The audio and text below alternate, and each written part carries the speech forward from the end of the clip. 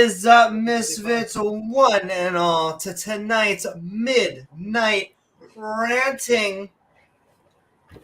Convert atheists to Christianity. Dun dun dun. It does happen. That's right. It does. Oh, a little. Although we'll see in our opening. We are watching a video called Talk Heathen 06.51 with ObjectivelyDan and student Dr. Ben, two amazing people. Mentions from the channel Talk Heathen as my former roommate Hayley steps up to bat to convince atheists that they should convert to Xanity. So, won't you join James W. and myself, Amy Newman, for some good news with kind of a side of trolling? Just a little. Nice spritz.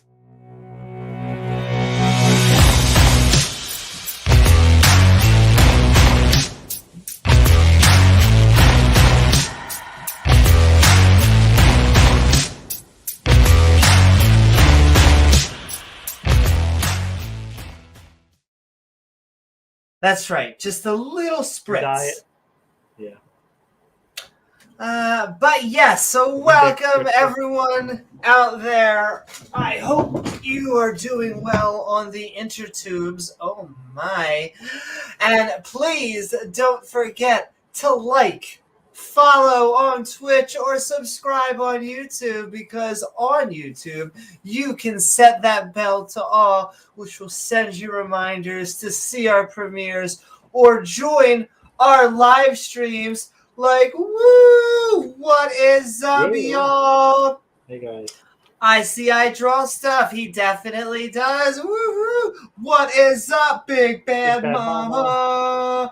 And Binge Thinker. And Woken One. And James Wolfe.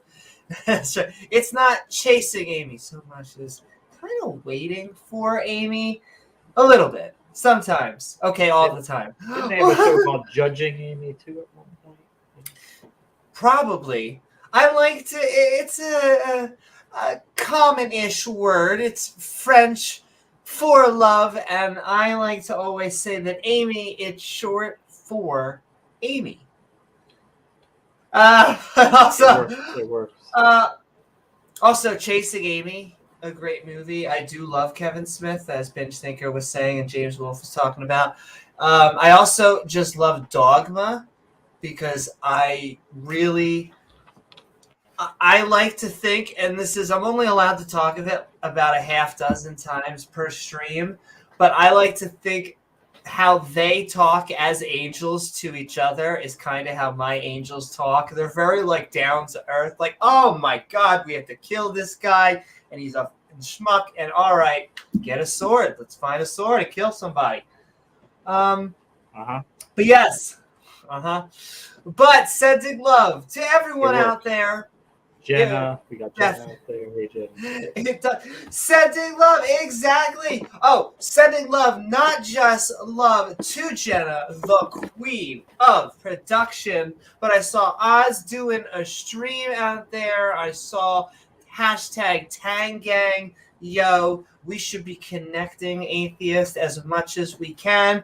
We don't have to run into problems like, well, this episode where you get, I don't know if Hayley, we'll just take the cat out of the bag, or talk about the elephant in the room, but right. Hayley is my former roommate. Fans of the show will know of episodes where Hayley, yes, indeed, where she would come on.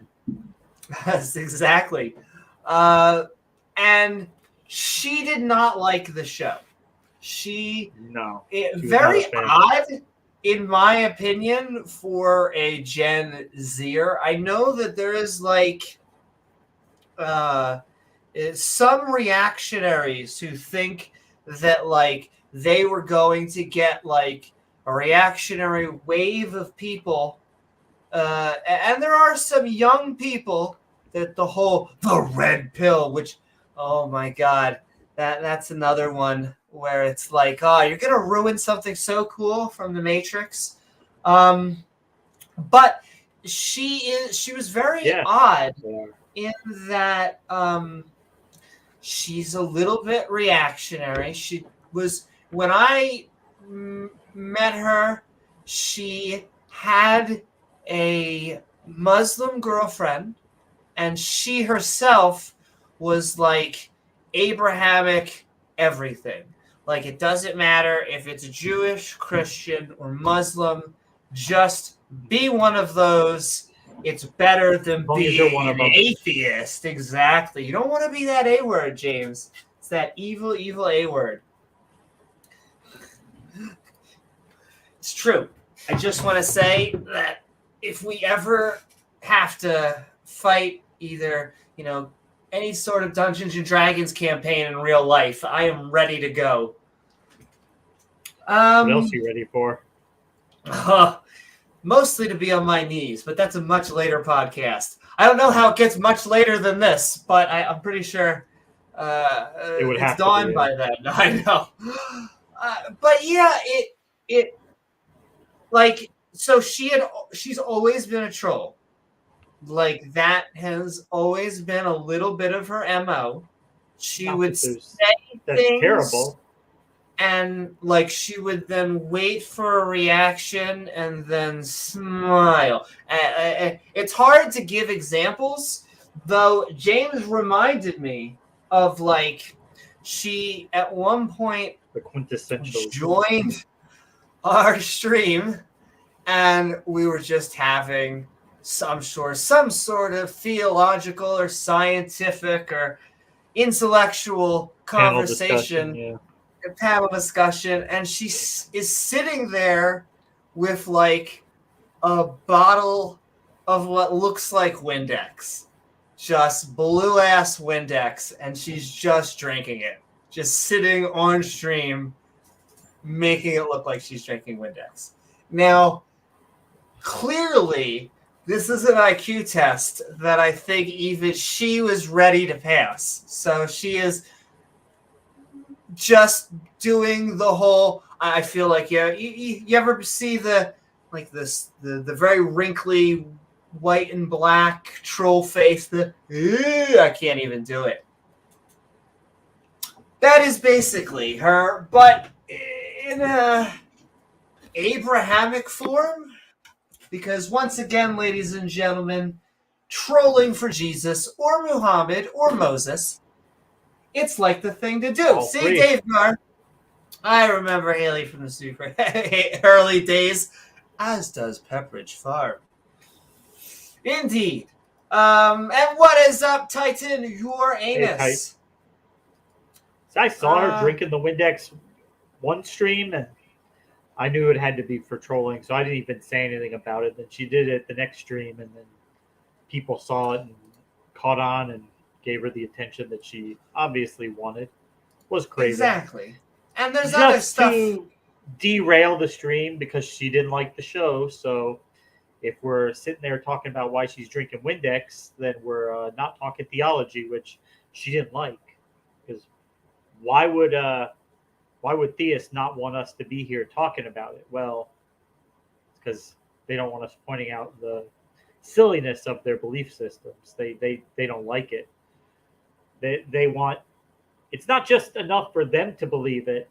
We all have to play along with it. That way it strengthens their faith. The fact that, well, I guess everybody is playing along with it, so it must be true. Just the fact that we're saying, no, we don't think so, makes that doubt just rise up a little bit in them. I have to do, yep. Not to mention her argument for why believing in Christianity is normally, it's like an argument that atheists give for why you shouldn't believe in Christianity. Yeah.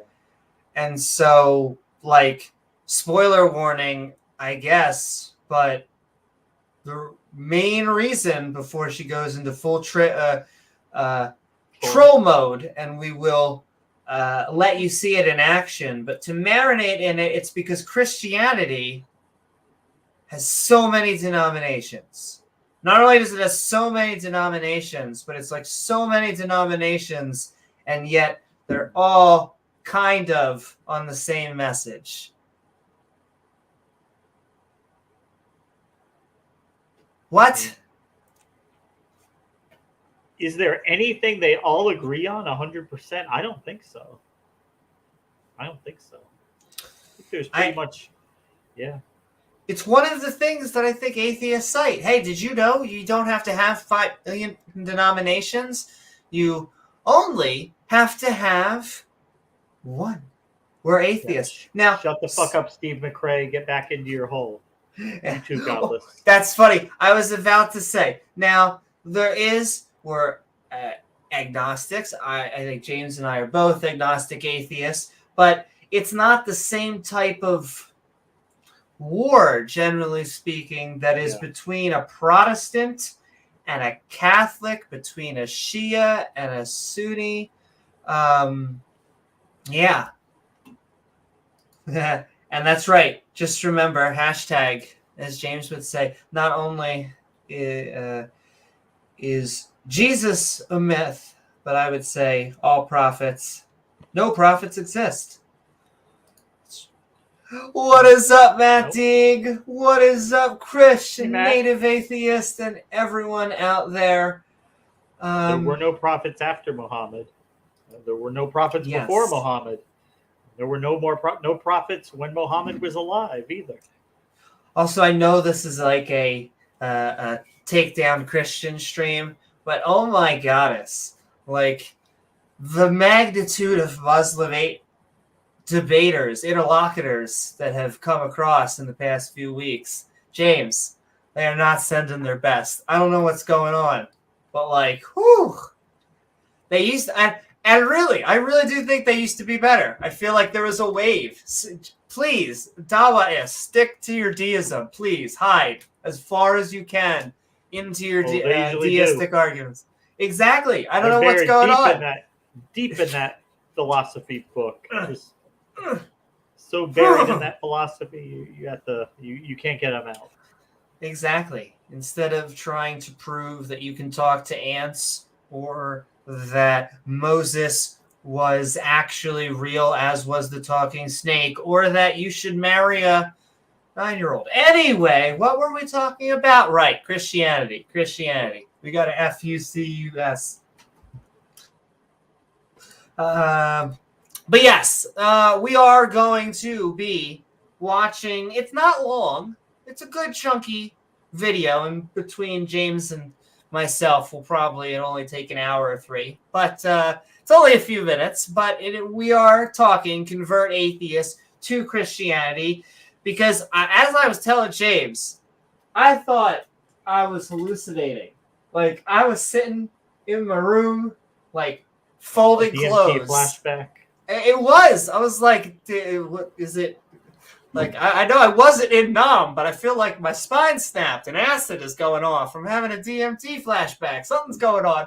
But, like, because the atheist experience is probably one of the prime shows that really got me into this debate community. It just like consciousness itself, it's an emergent thing. There's many different reasons, but it was one of the big shows. I was watching the Atheist Experience when they were on public access TV. I was not part of the public access TV, but they were recording it on the public access TV. Are they not on live TV? And then release it. I do not think they are on live TV anymore. I think in Austin. But at the time they were recording it and then uploading it, and so and then eventually it became like a half and half, and then I think it's now at the point where it's boom. And I also saw in the video, I've been thinking about contacting them because they asked for help, sending love out there to any other atheist out there that wants to contact them. I am a bit of a fangirl of the ACA. Like I said, they are how I got in there. I am a fangirl of the amazing student Dr. Ben, who we should all, along with Uncle Beck, both gentlemen do amazing content out there that you should check. Objectively Dan's amazing too. And Talk Heathen, the way I have always looked at it is that Talk Heathen is the nicer version of the atheist experience. If you are not ready as a Christian or a theist in general to go on the ACA, you should probably go to Talk Heathen. Not like because the minor leagues, like see, you're not ready for the major league.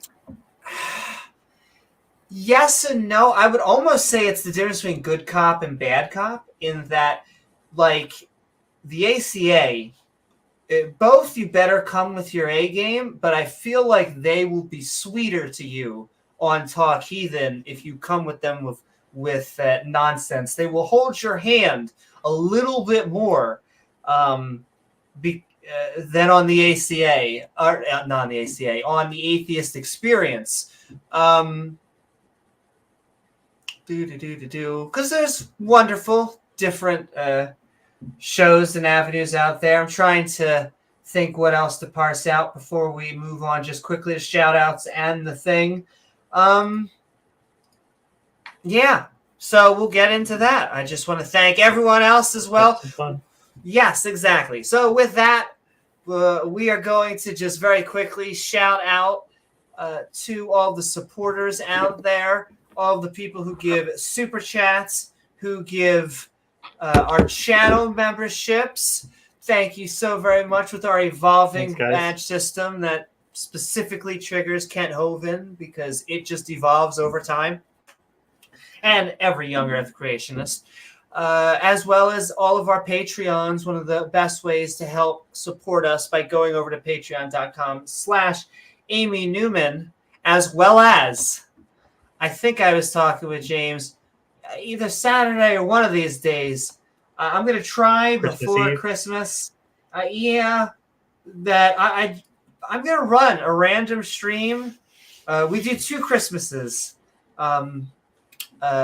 And I like taking the Christ out of Christmas and making it as secular all of these holidays as possible because I like holidays and decorations. But I'm going to run a stream. Preacher alert. Preacher alert.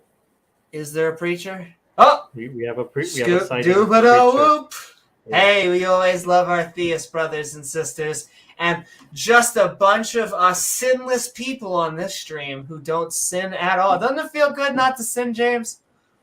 Yeah, sin-free. Feels good. Sin-free. I haven't upset any deity in the past ever. Exactly. Wait, hold on.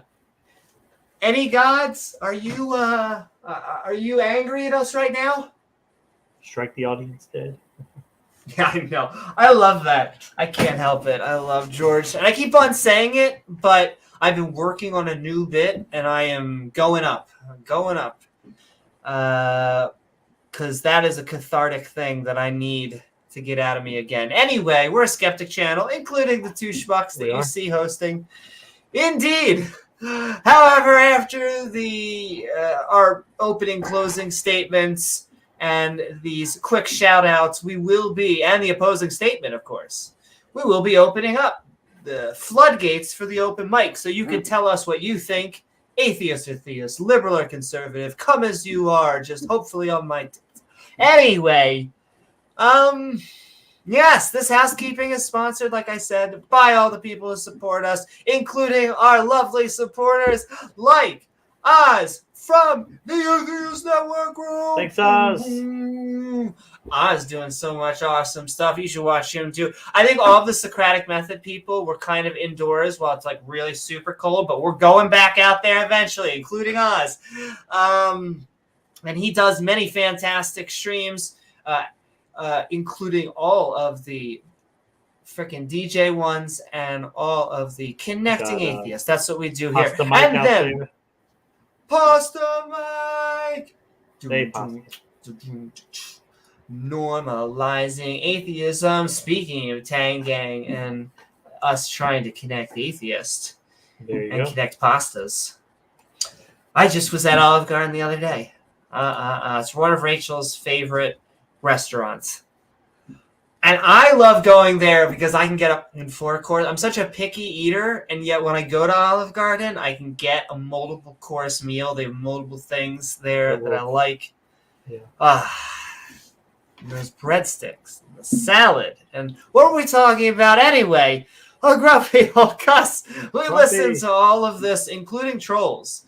Like, I guess that's what I didn't even finish. I was over there folding, and like, she comes on Talk Heathen, at least as far as I know. Maybe it's their 3rd biggest show. If you count, the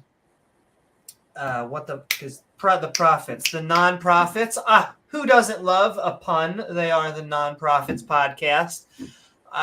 They are their flagship because I think it's the first ASO, even though I assume that the Atheist Experience has kind of become number 1 in ratings. You always lead with your first, and so Talk Heathen is either the 2nd or 3rd of the ACA. I'm listening to Talk Heathen. On comes my roommate, and I am like, to be continued. Christopher Custon for $5. Thanks to you, R and Ra, and others for my transition to atheism. Welcome aboard. That's right. Welcome on board, Christopher.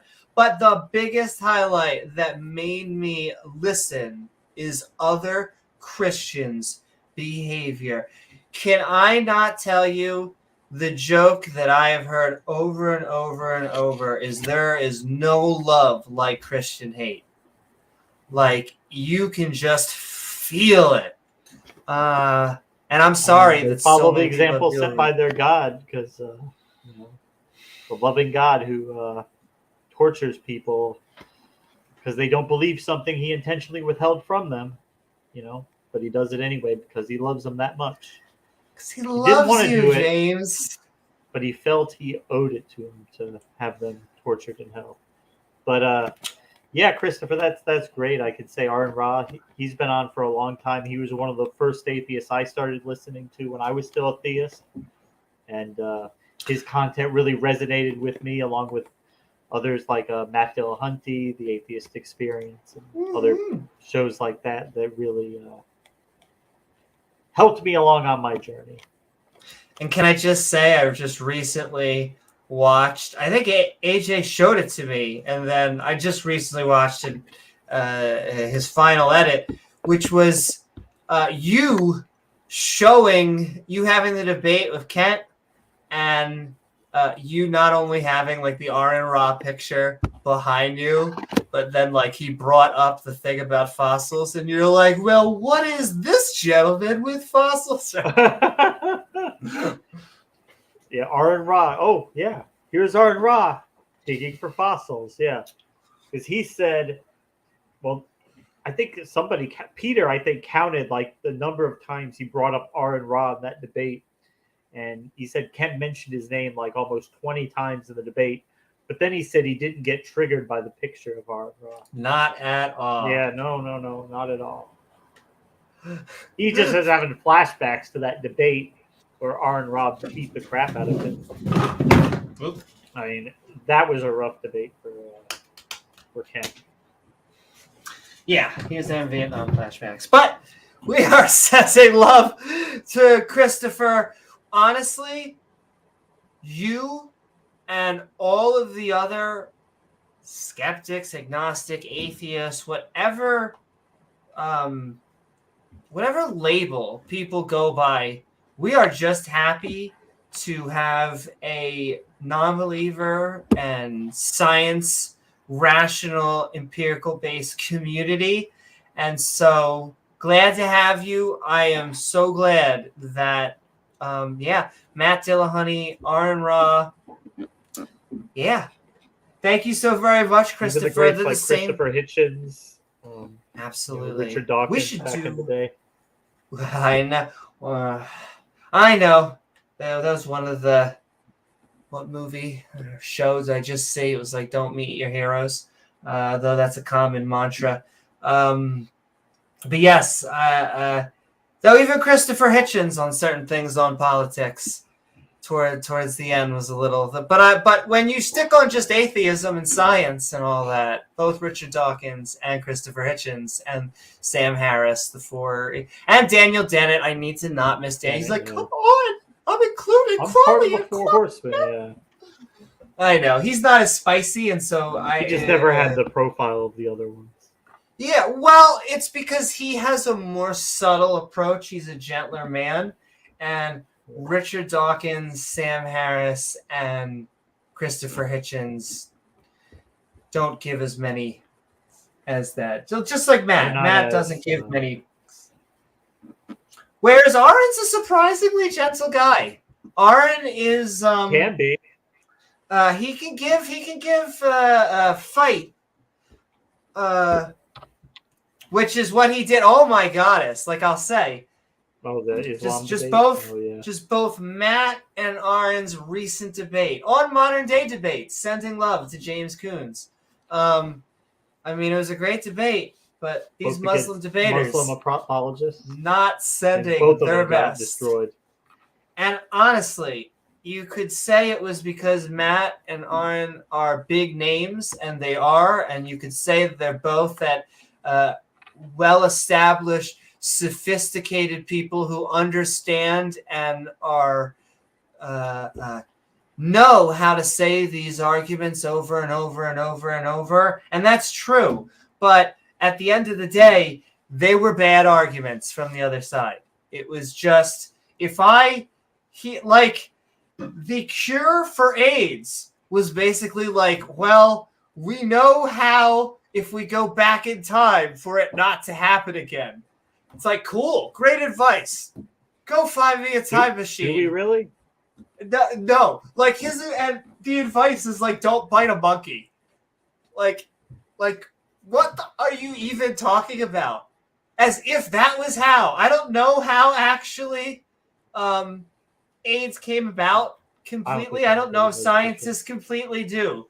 But the advice that these apologists gave was like, where are you are pulling this from a crevice, right? That has to be. Anyway, once again, focus, zanity. The two of the trilogy. All right, Diana Smith, sending love. Diana. Thank you. We love the 51% of the other sex and gender, and if you're my sexuality, you love 100%, as well as Pat Lowinger. Hey, sending love to Pat. Pat just did an amazing episode with us. If you want someone who's been with us for a while, who doesn't troll and actually does work in academia, Pat. He's also waiting to get his book out so we can shill. I should be also shilling. Do. Are you looking for an atheist handbook to the Old Testament, volume 1? Because there's a volume 2, which means, ladies and gentlemen, there might be a volume 3. Could there be a volume 3? There could be. Right next to my Satanic Verses, another good book that you should check out. My lordy. Guy who took Rushdie's eye out said he read 1 to 2 pages of it. Yeah. Or as what we call it, about as much as they read their holy book. Yeah. Anyway, Pat and Dale Pastel. Sending love for Dale Pastel. One day we're gonna have a fatwa on our own. I feel like it's enough Hopefully. To have everyone else can talk about getting their own fatwa, but it's not really until you get your own that I really think Zanity, Amy. Bad girl. Bad.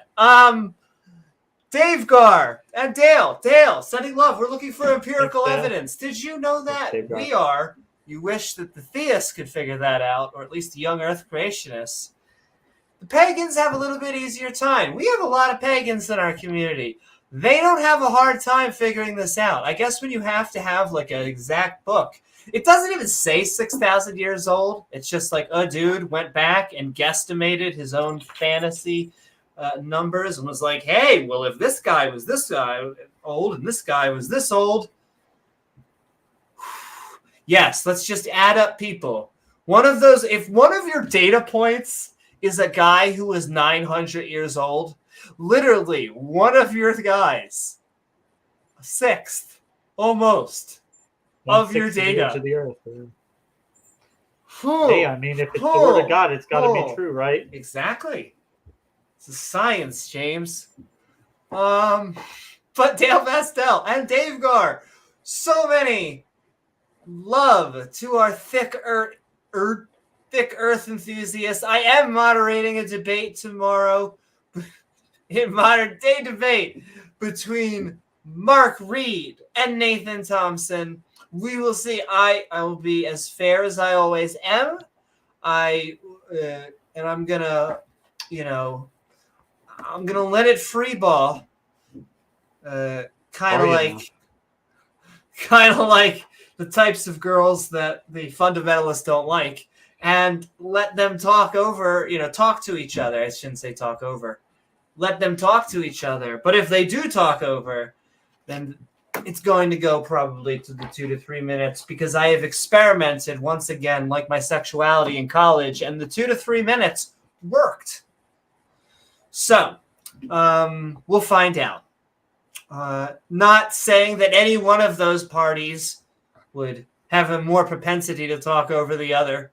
Not even going to say it. But who knows? I want to be moderate. I do. I want to. I have had to fight, like, during some of them. You want to see, like, some points. But I refrain in the game. Makes me a little lame. But I am tame to blame. I'm just trying to rhyme at this point and seeing how far I can go. Anyway, Dave Gar, sending love. Thanks, Dave Gar. And sending love to Scott Duke. Scott Duke, reminding us that other animals, we are indeed animals. We are all equally evolved. We are. Except for, this is another thing that, like, we get. That it's like, well, if evolution is true, then that means that we all have to be racist. It's like, no. First of all, race is a social construct. You don't have to be racist. That's you being an asshole. You just have to be kind of a decent human being to the one species that is on this earth that we know of. It's not that hard. Evolution doesn't say anything about one race being objectively better than any other race, or one race being worse. Doesn't say anything of the sort. And generally, how it works is through populations. And so your child is 0.1000001% more evolved, just like your grandma and grandma. The exact in the opposite. Keeps on going, baby. Anyway, sending love to Scott Duke. We are great apes. But if there's great apes, why are there still apes? Well, it's because they're actually a different type of ape. Like, they are an orangutan. We're just used to calling all the other apes apes. We just shorthand it. We are apes. Human is an ape. Oh, the K through 12. I'm trying to think what they call it in other countries. Just the school systems that are growing up. We need to please support education. Pay your teachers so they don't have to. That's true, James. The Bible does, through the racial hierarchy thing, Noah's curse, the sons of Ham. Indeed. So what it is, the actual curse is up to interpretation, but many throughout history many denominations of Christianity, and I'm sure other religions, have said, no, this specifically is like Mormonism, until like the 70s said that the curse of Right. Ham was black skin. Yeah. Religion. So yes. Well, it's the fact that the Bible is written so vaguely that that's not an unreasonable interpretation from it. It might not say it explicitly, but certainly a lot of people have read it and came to that conclusion. And if it was written by an all-wise, all-knowing God, he would know that. So you'd think he could have wrote it so people wouldn't get that idea if that wasn't what he wanted them to get. But no, he doesn't care. Not at all. Also, what is up, Pseudonym and the Sinister Porpoise? Thanks for all the fish and everyone out there. Keep tagging us at James W. Thanks, and guys. at Amy Newman. And boo boo boo. What's up, Beamsy Beamsy? heard the preacher calling. Beamsy seems to be lured in by preacher. Come. Well, we always like it when we have the fundies come because they say, in my opinion, such silly things. I know preacher is like, I'm just speaking the truth. To me, Christianity, just on its face, like if you did not believe this because your parents or there was like a cultural influence and that maybe a specific person proselytizing, it would just, no one would believe it. There is no reason to believe like a guy coming back from the dead would then prove that he is the Son of God. That is a connection they just assert and has been asserted so long that it just goes and makes sense. Because it would be any miracle. Like, if this person can fly, therefore they are the Son of God. No. It has to be coming back from the dead. It does. That's the only way we know that it's the Son of a God. The trademark of being the Son of a God is coming back from the dead. Really? Who made that rule? Our God? Oh, I'm sure. It said that in the same book where the guy comes back from the dead. What a coincidence. And that's what I've said. Just imagine you were an alien from another planet and you came down to Earth and you just found this book laying down and you just picked it up and started reading it. Do you think any of it in there? Would you just assume everything in there was absolute truth, even though it doesn't make any sense? No, a vast swath of it doesn't make any logical sense. It is not rational, and they will come across it and they'll be like, well, Egypt exists, doesn't it? Yeah. Well, they washed their hands once. Hasn't a human washed their hands once? Yeah, sure. But then the dude turned water into wine. That is a Hollywood fable. That does not happen. Unless you in Vegas. You will see that in Vegas. Once in a while, the Bible stumbles onto something true through luck or happenstance, but even a broken clock is right twice a day. So, indeed, the fact that it doesn't get absolutely everything wrong, it gets enough wrong. Said in the Old Testament, it said that there's going to be a guy coming back from the dead. Yeah, but it was the graves, as far as I can tell. There's lots of foretales of resurrection, but it's never the prophet dying and coming back from the dead, because they wanted to take Jerusalem. They wanted a prophet that was going to kick ass and take names, and that's why it was a hard sell to many Jews to become Christians. Now, the Christians retcon things, as all of the religions do. They can retcon whatever they want. But, yeah. There were different ideas about what the Messiah would be and how exactly what he would exactly do. And there were some Jewish people who were looking for a Jesus-like figure, but a lot of them were not. They were looking for something different. So that's why it was such a hard sell. And that's because now you have to remember these people, they literally worshiped the Old Testament. They spent their lives reading it over and over and over and over and over again, back to front, front to back. They could probably recite it on command. And a lot of them didn't see Jesus as the Messiah. You know, to say, oh, well, it's just because they didn't want to see him as the Messiah. Well, I mean, maybe, but it certainly wasn't explicit enough for everybody to be able to tell. It bakes into, like, Jesus, as far as I'm concerned, the Old Testament has a few more real people. I mean, when James doesn't even believe Jesus was a real person.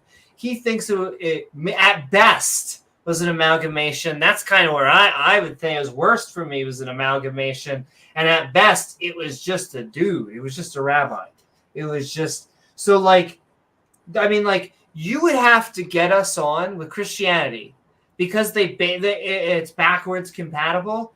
We do not believe that there was an Adam and Eve, like an actual Adam and Eve. We do not believe in an actual Noah and an actual Moses.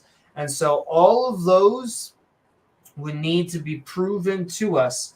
And I also saw a few comments. Also, what is up, Mark? We were just talking right before you came on. Excited for the debate tomorrow. See, sending love. Slicey Slice says, hey there, still working on some fan art for you. Don't you worry. You don't mind if I draw some lewds as well. Oh my, it makes them not work for say. Slicey Slicer, I will love whatever you send in there. We love not only all of the fans, but the community that we build here. And we don't believe in sinning, just to keep on being on theme.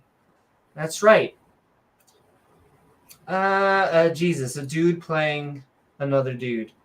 A dude playing a dude playing another dude. We've got a lewd and lascivious preacher in the chat out there. Oh my. Yeah.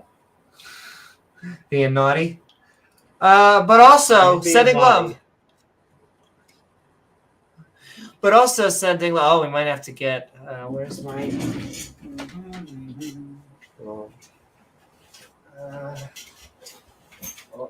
it's going to be lit tomorrow, Mark. Nathan frickin' Thompson. I know. The battle is on. Supposed to get, I don't know where I gotta find my little whip. But smug level is like at 1,000%. The knowledge of actually anything is very low. I don't care how much I disagree or agree with someone, as long as they let me get clean sound bites, I will be happy. Including sending love to Regos. We do a skeptic Bible study out there. It's amazing. Amazing. And we're in I was about to say knee deep. Now I'm saying balls deep. Either one, pick some. We are into Joshua. Joshua's going hardcore at us. He's the new man with a plan, apparently, because we just yeeted Moses, the guy who's been with us the longest of the Torah so far. But thank you, Regos, and sending love to the amazing, fantastic, the lovely, and fabulous Rachel Holland, reminding us that James is about to have a slavery debate within the next few weeks, and apparently Christians can't help themselves. They just trip over who can defend slavery the first. So, looking forward to that. That's January 11th.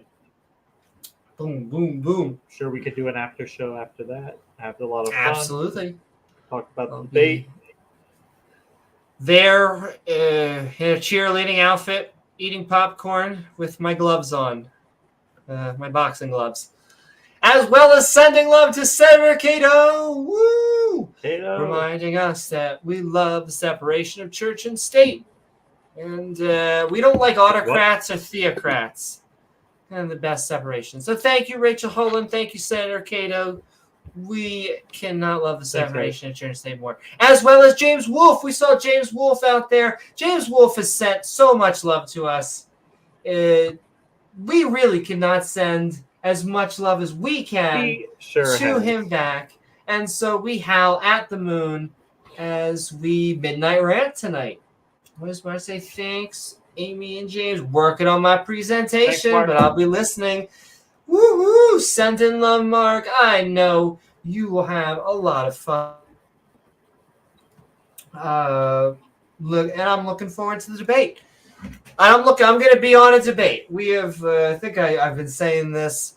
I kind of confirmed that I'm at least having a 1v1 on with Rose on 9/11 being an inside job.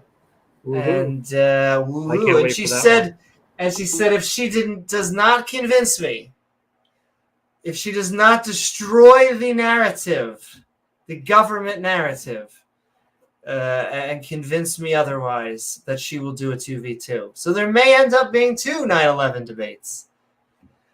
We'll never forget, James. We will never forget. I mean, I'll already being recorded. Did you know this is live? This is live? Are we doing this live? This is live. I mean, I'll give Rose my playbook. I mean, at this point, it's my calling card. It is what any, like all of the superstitious, paranormal, supernatural people dislike about me most. It's that I can find a reason. And it's only because the subjects actually have it tied, okay? I don't find it there for no reason. But apparently, whenever I talk about the supernatural, the paranormal, or as I think the technical term is bullshit, religion seems to just turn its ugly head, James. Why is that? It can't help itself, Amy. It can't help itself. It can't help itself.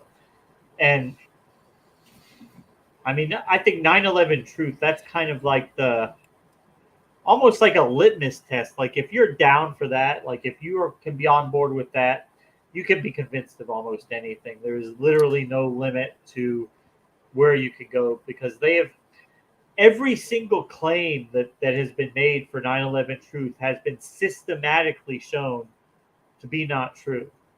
And they just can't help themselves. Every single one. And not only that, I agree with you. To jump off that, I've never met a conspiracy theorist that has ever been an isolated conspiracy theorist, where it's been like, I believe that global warming is real, I believe that the earth is round, but I believe 9/11 is an inside job. It is like, it is a mentality, it is a mindset of, really, as far as I could tell, it is a faulty epistemological toolkit.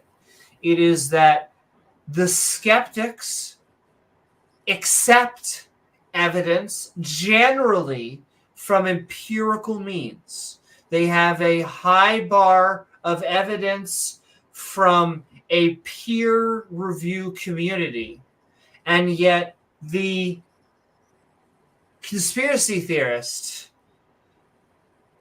inverts that and values very little anything that they view as an outside source from their own, as in it has to be a direct experiential to be a valid data point to the conspiracy theorist. They have to see it right in front of them. That's why the earth isn't round, for them to actually consider it. And that's bad. That is, in my opinion, you could say go with your gut. You should go with your gut when you're trying to decide what's for dinner, when you're trying to get your spouse for a birthday present, when you're trying to like paint the color of your house.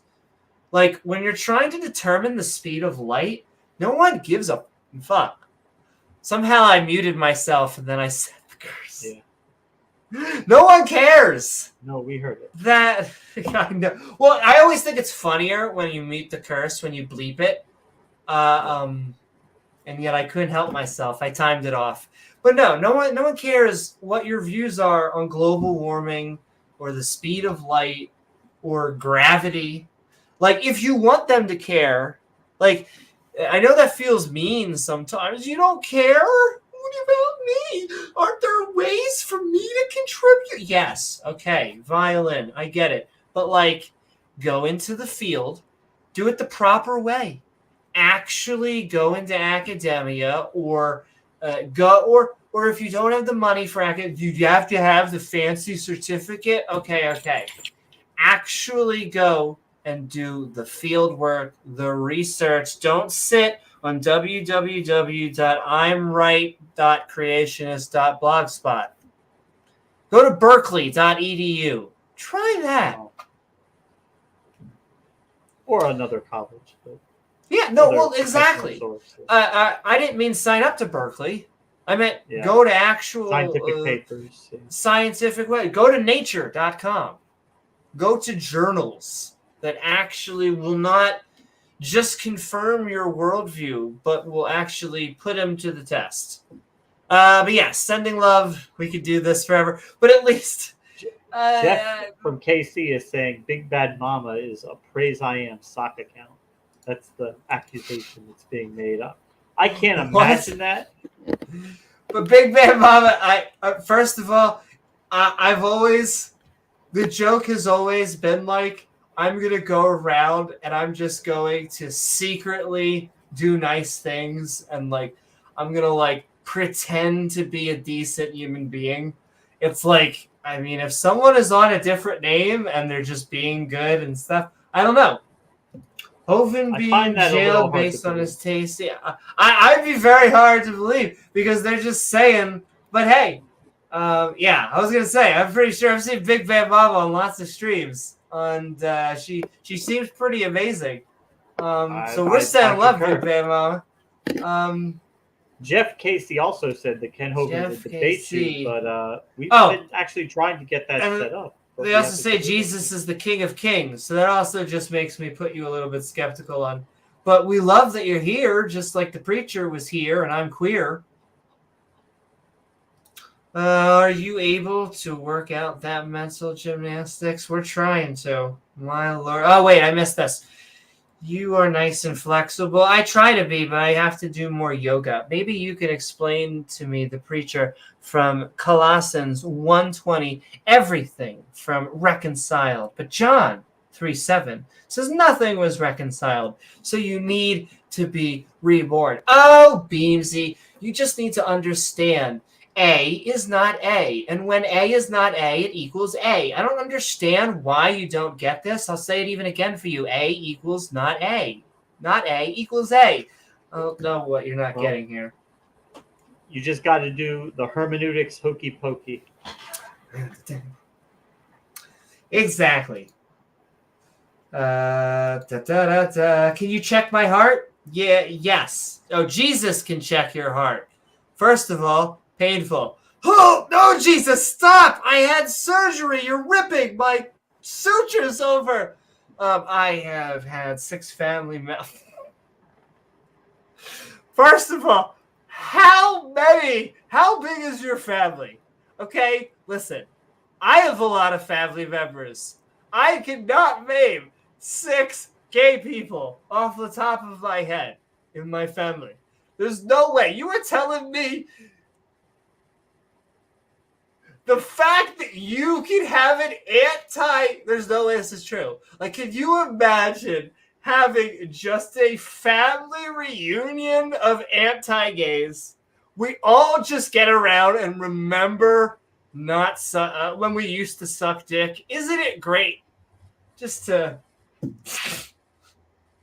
Oh, my Jesus. Is Mr. Batman one of those members? I think so. Of the family? Excuse me, don't call me. Excuse me, sir. Sir, I no longer suck the demon venom. No longer. The phallic demon juice does not attack me. Ben. I don't turn from homosexuality. As if they turned away after they were done, and then they cleaned up, and then they went home. They turned off their Grindr account, but give them another day or two, and we'll be back at it. But yes, the sinister porpoise. When you think of porpoises, you should think of the sinister porpoise. But of course, A equal A in C. It's an assignment statement. Yes, and you all have homework assigned, and the sinister porpoise will be grading it, and the only thing she accepts is fish or applications in which you can send her home to her home planet.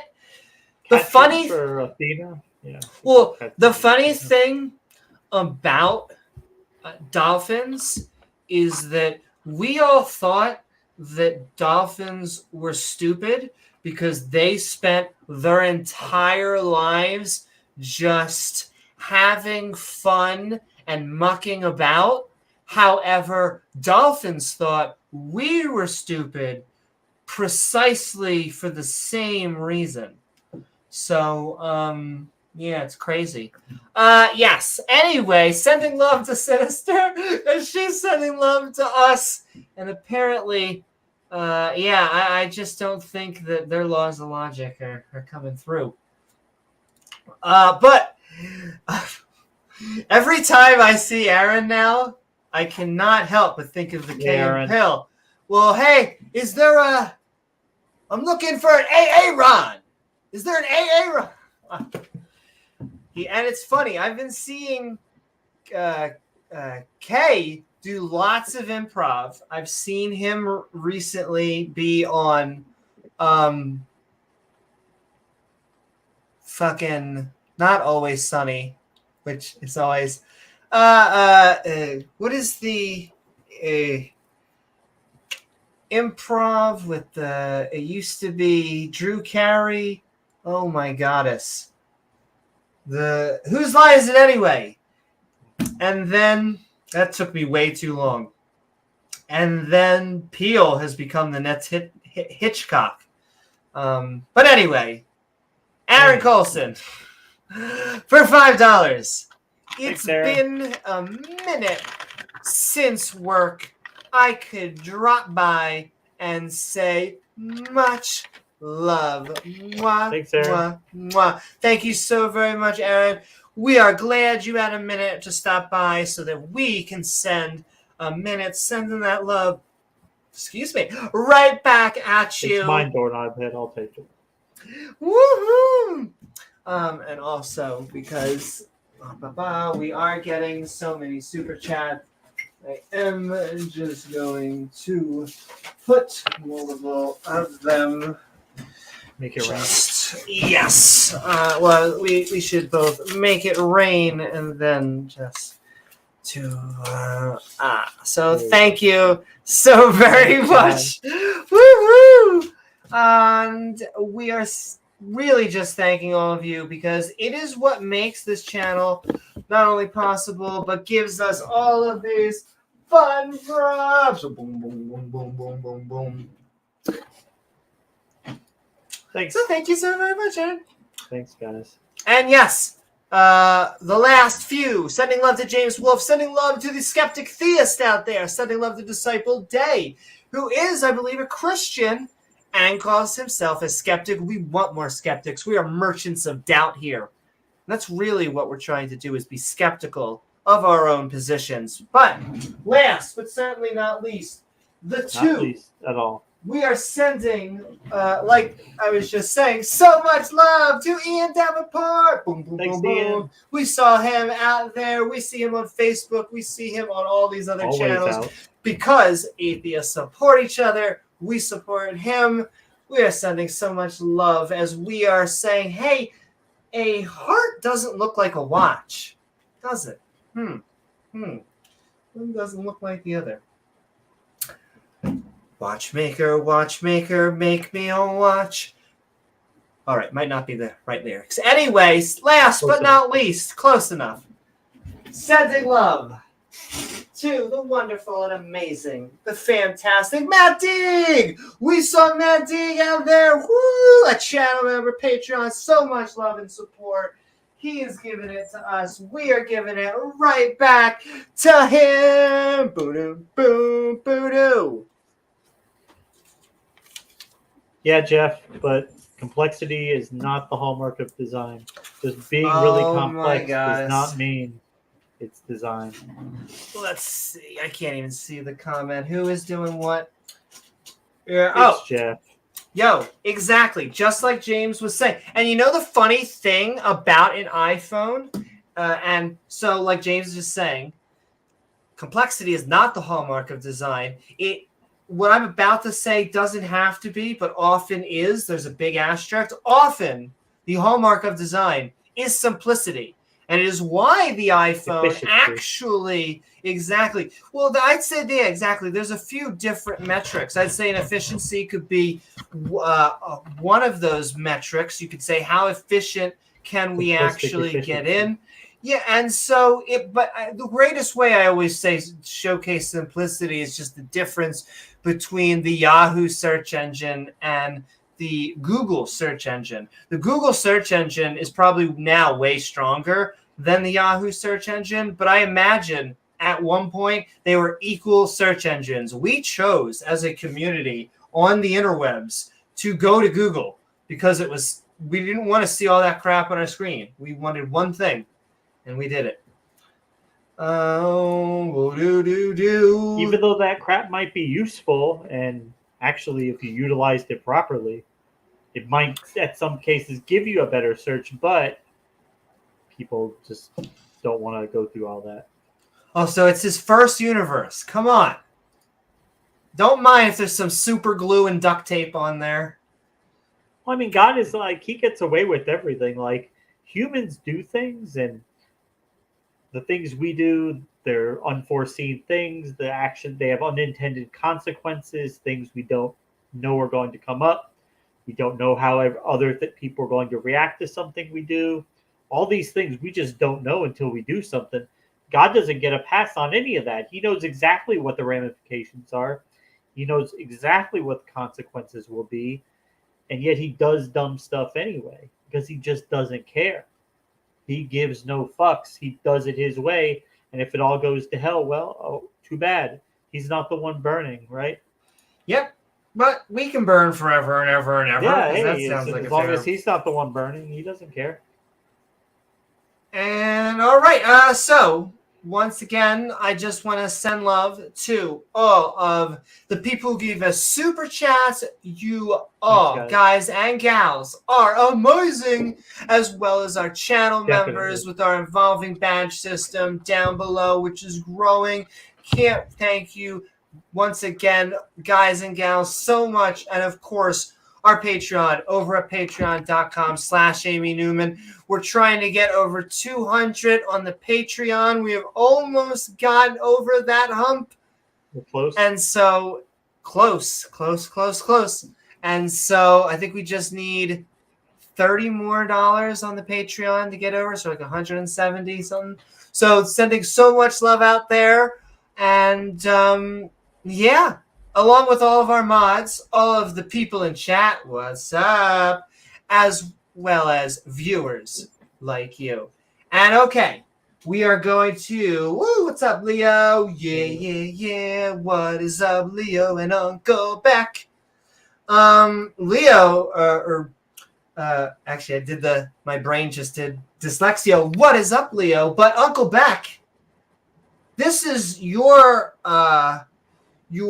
content creator brother is part of the reason that we are doing this episode, because Hayley, who a bunch of people have been with the podcast forever will know is my former roommate, randomly came up on Talk Heathen. Like, I had to check, like, is this old? What the hell is going on? No. Yeah. She's still coming on there. Monkeys. That's why we didn't address it. No one answered fake monkeys. He's saying like Lucy, Java. Why did they fake every half monkey? Okay, that's easy. It's a fake premise. They're not. There are millions fossils, and in the history of between geology, archaeology, and anthropology, there's like less than like a half dozen How of many of them have cases been of fakes? forgery. Yeah. So like that's cleaner than drinking water. That is less than a 1%. Like And those ones that were found to be fraud, it was discovered by scientists. Because they check each other's work and they go back and they look at it again. that's And how when peer they review do that, works. they find out, hey, this is not real. This is not legitimate. Guess what? They fix it. They don't start with a premise like starting with a holy book and say that this has to be absolute truth and I'm going to defend every letter of it at all costs. It can't be wrong. We don't have to do that. You can disprove one link in the evolutionary tree. It does nothing to destroy the entire theory. It's just one part of it. And by the way, when we do take those out, it's still, like Amy said, thousands and thousands of examples of these fossils. We still have tons of evidence for evolution. You guys still have no evidence for your God, creation. All you can do is point to creation and say, oh, point to something, assert that it's creation, and say, therefore, it requires a creator, which is wrong. So, yeah. Doesn't matter if they're atheists or Christian scientists. That's a misnomer. I think the hallmark of a good scientist, you can be a good scientist, be atheist. You can be a good scientist, be a Christian. There are tons of good Christian scientists. The difference is they leave their religion at the door before they go into the laboratory. So they don't let their religious views cloud their scientific findings. I mean, evolution's already been proven, Jeff. And I mean, if you're just not able to understand such a robust and well documented scientific theory, such a well established cornerstone of modern science, then that's a you problem. That's you. The people who know what they're talking about, they've left that issue decades ago. It's settled. It's done. You're just in the background, in the dust, holding up a Bible and saying, no, this is true. No, they don't care. Well, we're not having a debate on evolution, creation, this podcast. But if you go on our Discord, send us a message. We'll hook up a debate with you. We've actually been trying to get some more debates going on the channel. So, indeed, we have. Exactly. We are up for doing evolution. I would say there's a few skeptics. I see Mark. I see Leophilius. Both of those, as far as I am concerned, both of those guys are good debaters in our back pocket. I know Beamsy and Pat. So what we're really looking for is creationists. Young Earth creationists, specifically. But Beamsy's ready to carve up that turkey. But yes, let's, I guess, get to it, because we'll just go over it, and then we'll just open it up for the open mic. See what y'all think about it. Exactly. Hey, Materialist Dan, good to see you. What is up, Materialist Dan? Oh, before I do that, I almost forgot. This time I remembered. Before we get into the opposing view, do.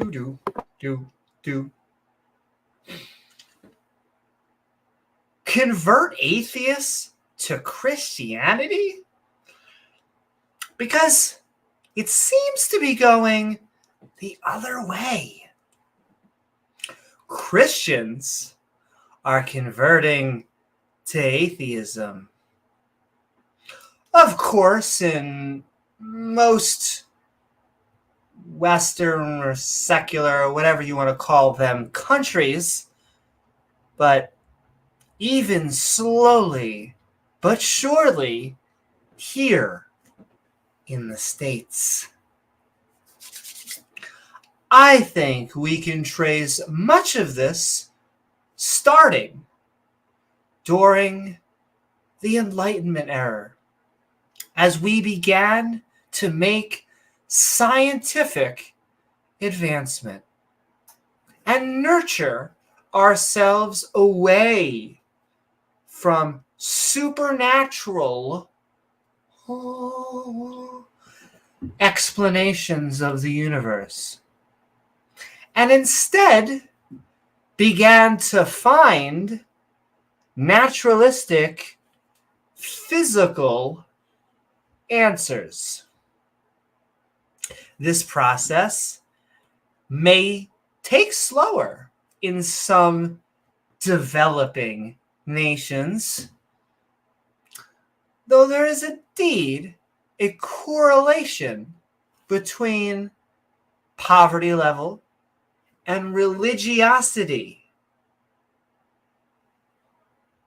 along with those lovely Abrahamic faiths like Judaism, Islam, and Jews in space. I mean Mormonism. Have an increasingly tough sales pitch to a technologically sophisticated generation. Because if there is one thing that seems to be the death of Christianity, and in turn, all religion. Hey, Buttercup. A little buttercup. Is the internet. We currently live in the information age.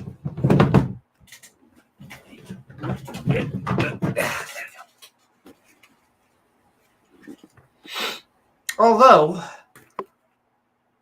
I believe only the beginning.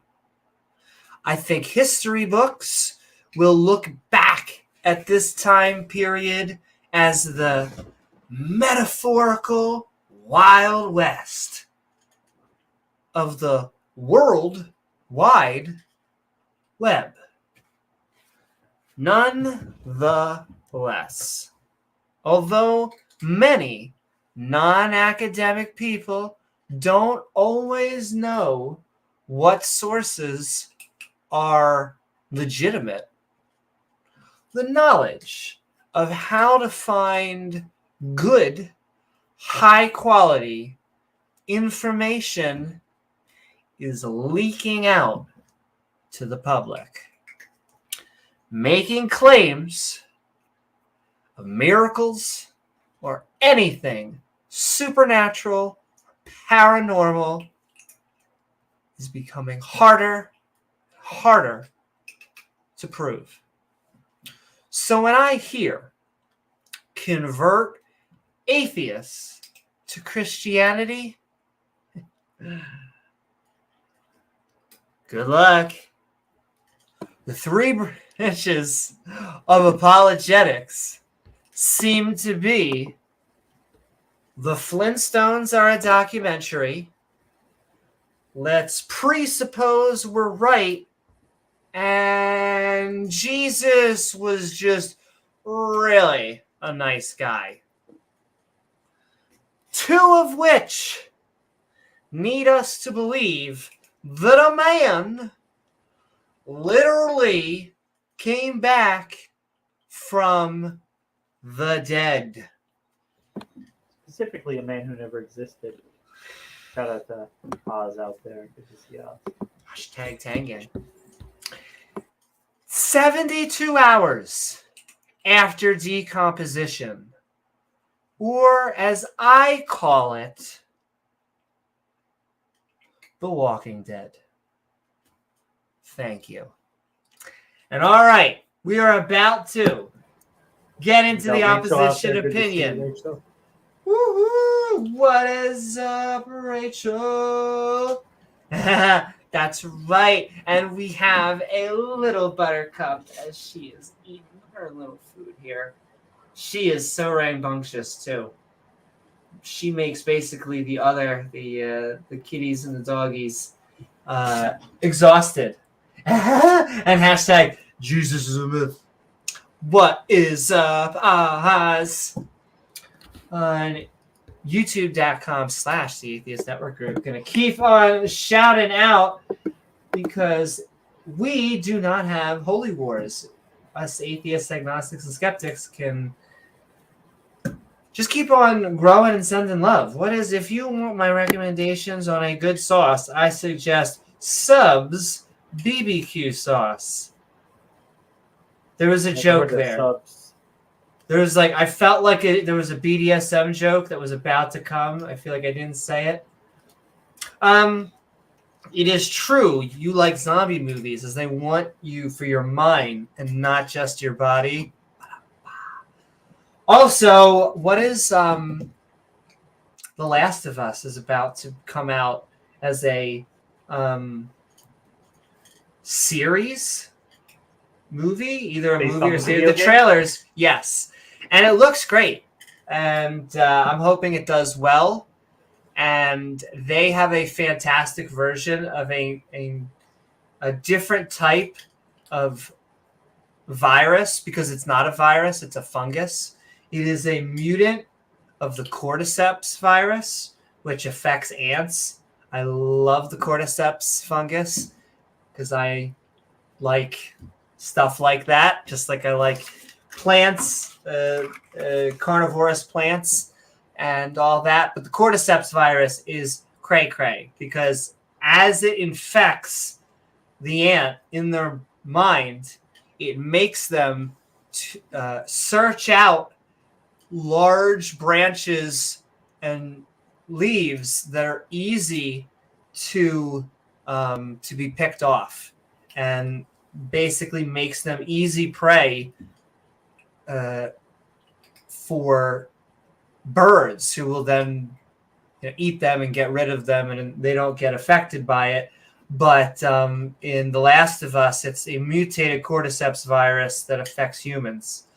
And the main villain of my story, this is the last I'll say of it, because there's many different types of mutants and supernatural powers. The main villain is he affects trees, and he actually is a fungus as well, because he's a tree that's infected with fungus, and he infects people with a human mutated version of the cordyceps virus. Well, he's an angel, but sapien, I'll say. A sapien version, because my angels are sapien.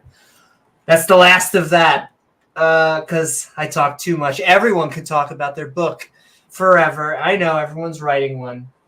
I think Praise or Standing has written a book. I know someone got a copy. He's written a few books.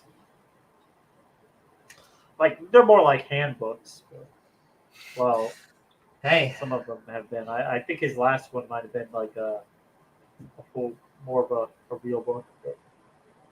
See, maybe we'll have to read it and do a review. I have a few of those. I'm reading to try and do one. Like a case for Christ and all this stuff. Before I leave for work, I will ask question, because we made God by our mind. Are we humans gods of God? Well, I'll tell you, the clearest argument I could give about this is my contingency argument. And I say mine, I don't know if I think I made it up, but I'm sure. Who is really original? I'm sure we humans have been around for a while. But it goes as such. We are God's creators. And because we are God's creators, we God is contingent on us to survive. If we no longer survive, then God no longer survives. And so it is kind of an opposite contingency argument we get from theists. I think it is what is actually true. I'm not just making it because to be like edgy atheist trying to like do a counter argument. I actually think that God and gods are contingent on us to exist. And if we do not survive the red gianting of this planet, of the sun, then gods will go bye-bye. So hopefully we'll get out of here. You might like leprechauns then. Oh, wait, I did not read that properly. Leo Cucorlidium. Ooh, interesting. That's a fungus or some sort of parasitic something. I'll look into it. I do, because I just love that stuff. The cordyceps, I mean, of all things, it does. I like body and cosmic horror because I think it's interesting. Lovecraftian type of shit. And cordyceps is, you ever look at a transformed ant? I mean, other ants need to look at that and be like, holy shit. Like, horror movies are real. I do think you are an edgy atheist, even though I do not think you are an edgy atheist, even though you do some edging. Listen, whatever gets you there and whatever makes that O just a little bit better. Hold on. Leo's trying to help me. Leucochloridium. Leucochloridium? Am I getting it? What do they do? Someone say. Anybody give me a shorthand? I'm interested. Because really, all of them. I like the fact that like carnivorous plants survive on terrain that most other plants can't. That's why they are carnivorous. It's why they look into. You don't find them in rich soil. You find them in desert and soil that has like acidic properties and stuff. But okay, enough of me blabbing because I could all day on this. LPP has a book coming out. Someone I say? can't imagine. Oh my, I'm looking for it. Is it an erotica book? No. Have you read The Girl with All the Gifts? I have not. You would probably like it. Cordyceps jump species and create zombies. That sounds fantastic. The Girl with All the Gifts. All right.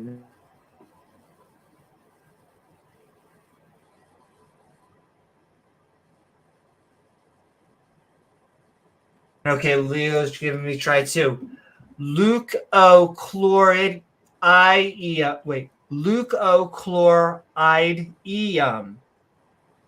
Leucochloridium.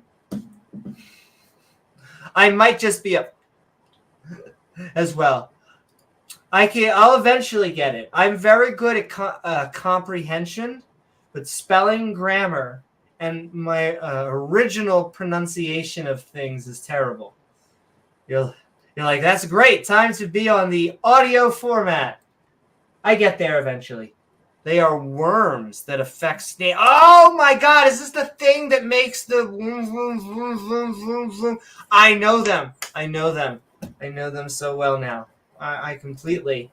And it basically takes an eye and it makes them get eaten too. I don't know why I know this.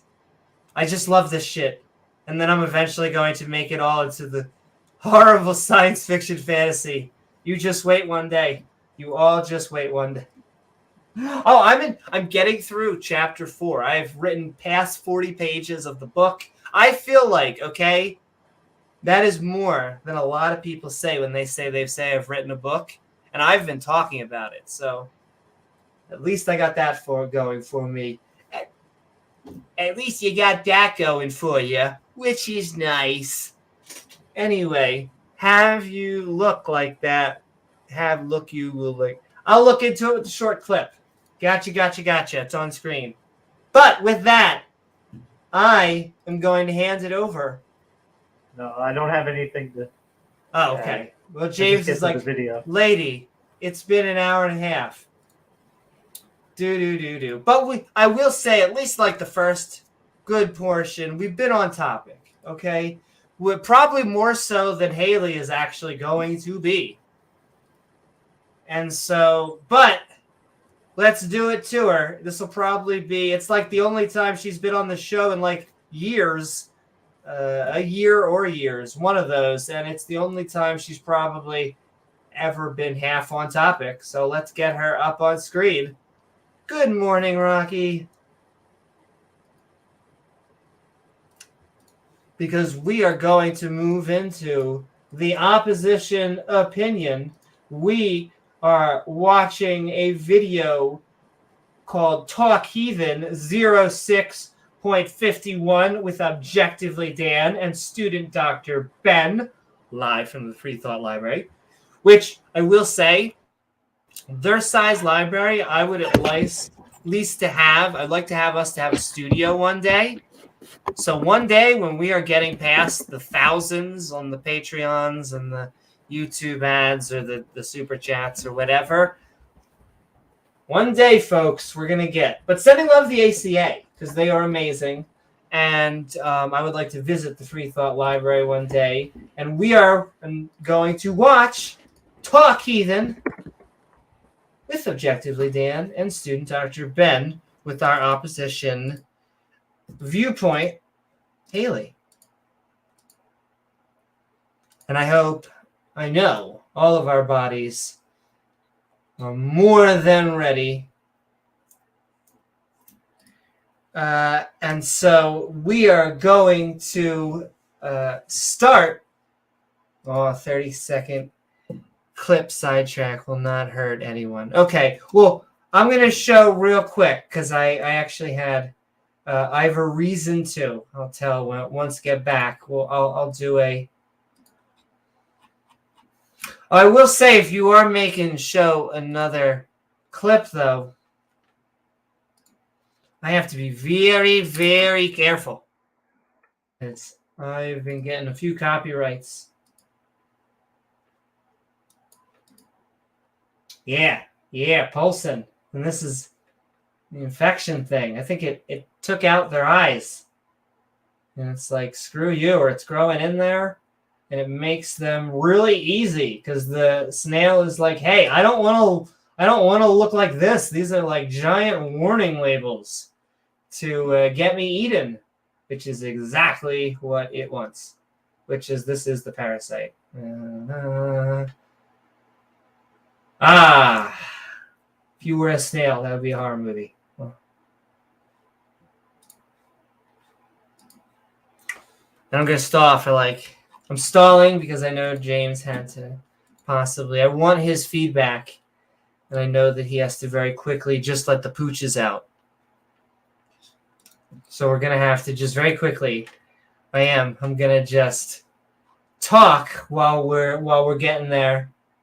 I'm going to continue to hold on and keep you in anticipation.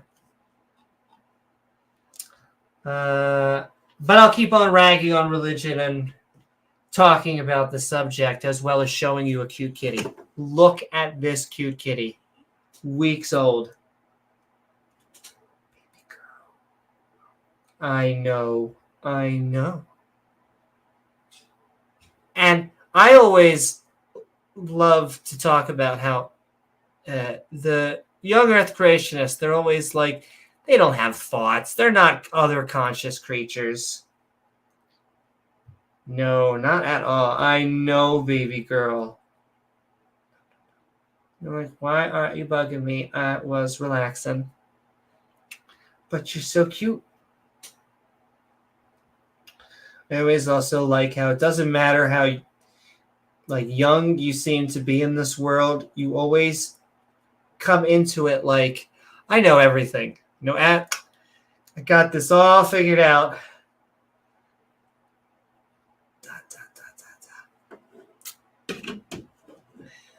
Kitty. We were trying to figure out names because she looks like a Reese's peanut butter cup originally were going through like Reese's and stuff, and then and peanut butter. We landed on Buttercup because she's a little buttercup. Though she acts like she's a little superhero. She thinks she's very mighty. She will go up to this like gigantic, lovable, but gigantic German Shepherd and be like, "What's up? What's up?" Has tried to pounce on the German Shepherd.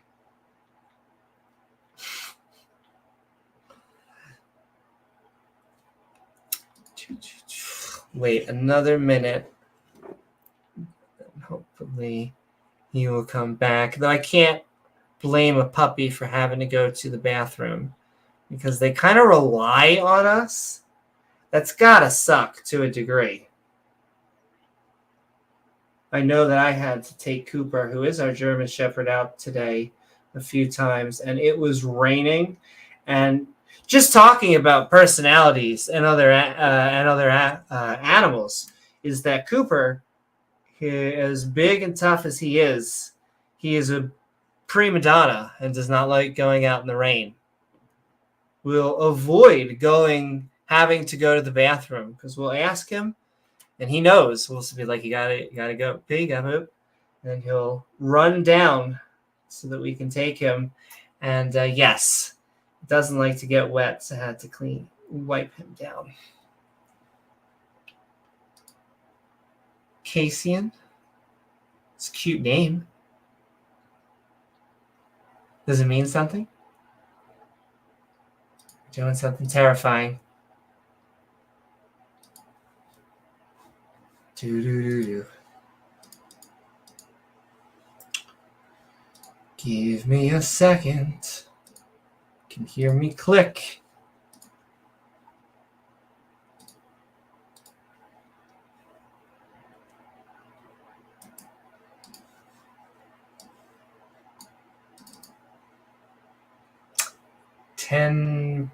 Terrifying parasites that control their victims. Oh my.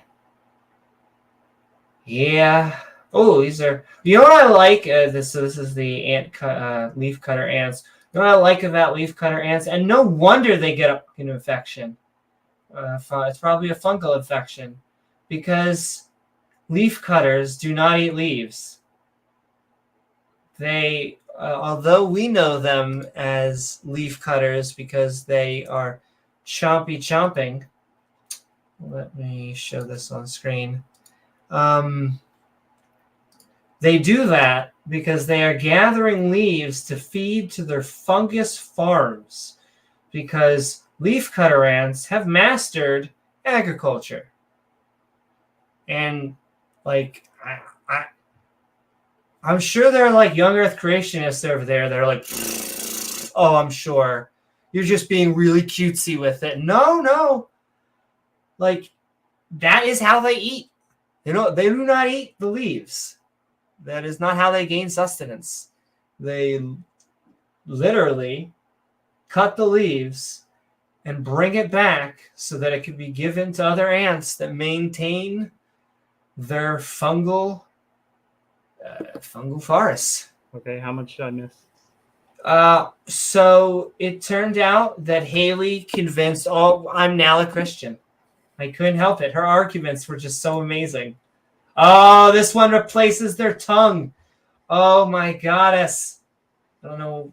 Oh my god. Yo, and I think this is a half mutual. This one doesn't even kill it.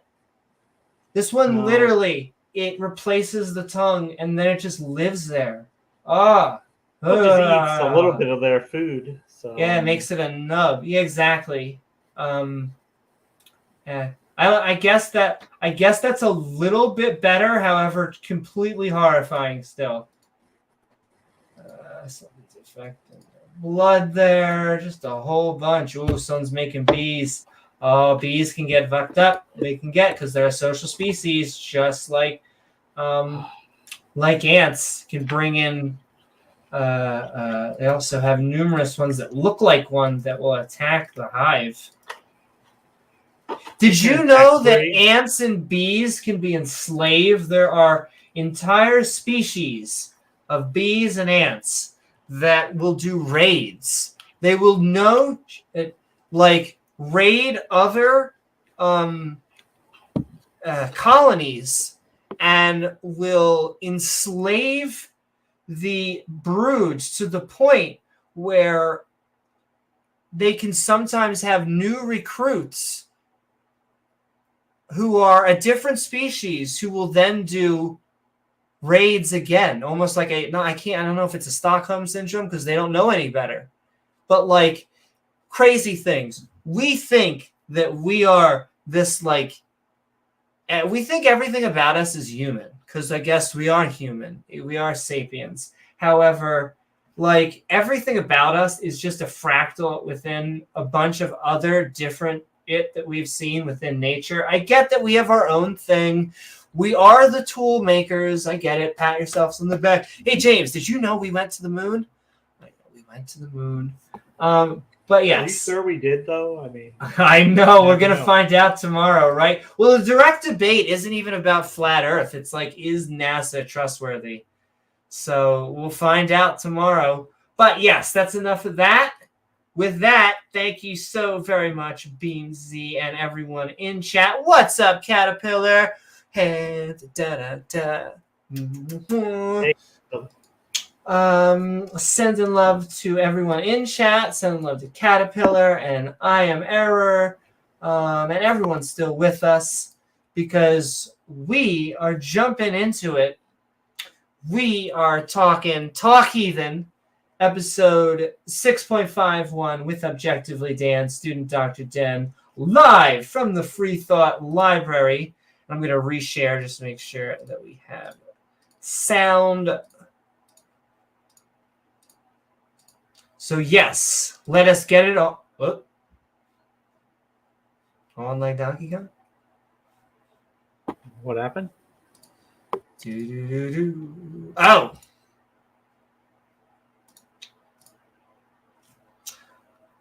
James, Gizmo is going to punish me later. I was trying to just get it right. You hear him?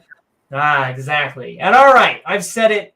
I feel like I've said it 3 times. However, I'm going to make it worth everyone's while. You should all be checking out Objectively Dan and Student Dr. Ben.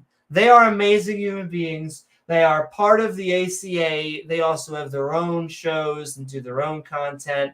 So you should be sending love to just the entire atheist community.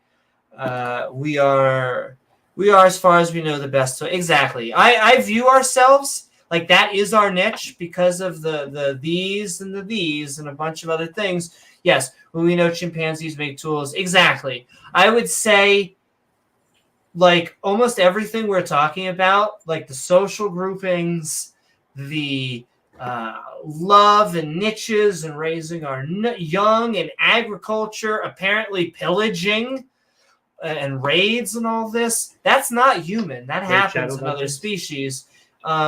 It not only does inventions happen in other species. Beavers make dams and they live inside of them. However, it does seem to be our homework. That's what put us where we are. What is up, Rujos? I know. Sounds like SDB. Sounds like someone has had a medical myth show. Woo! Oh, we need to do a medical myth show. All of this nonsense. I'm pretty sure. Homeopathy. I'm pretty sure she was trying to remember if she was into nonsense. All I remember mostly about Hayley is that she really did not like that we did this program, and she was just Abrahamic light. She's like so with that being on the Eloy bandwagon. Yes. Well, I hate it. Well, yes. Sending love, Eloy. Let's jump into it. We've prefaced enough and milked enough. We are watching. In fact, we are converting Christians, atheists to Christianity, apparently. By the dozen. We have more people who want to talk to us.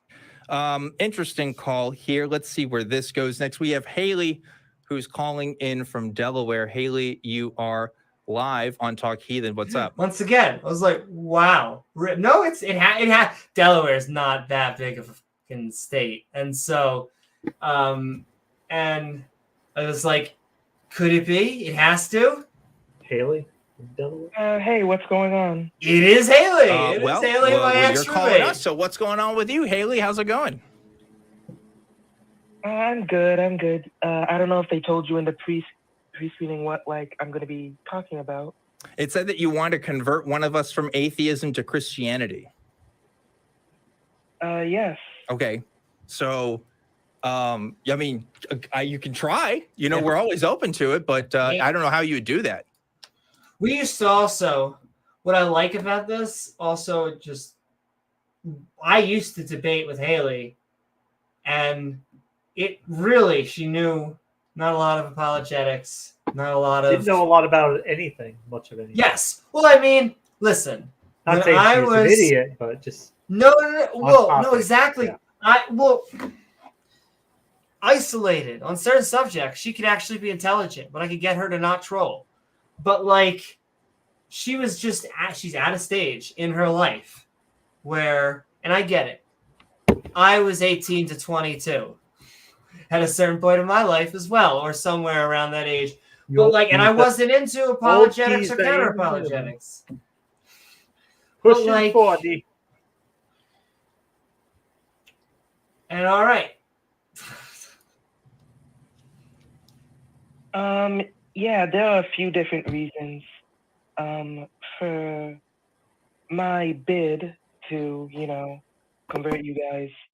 There are over 9,000 different Christian I denominations. also like it's not just like a subject, like why Jesus is real or why Christianity has made a difference in her life. It's, I want to convert atheists, which is really a troll bait topic to begin with.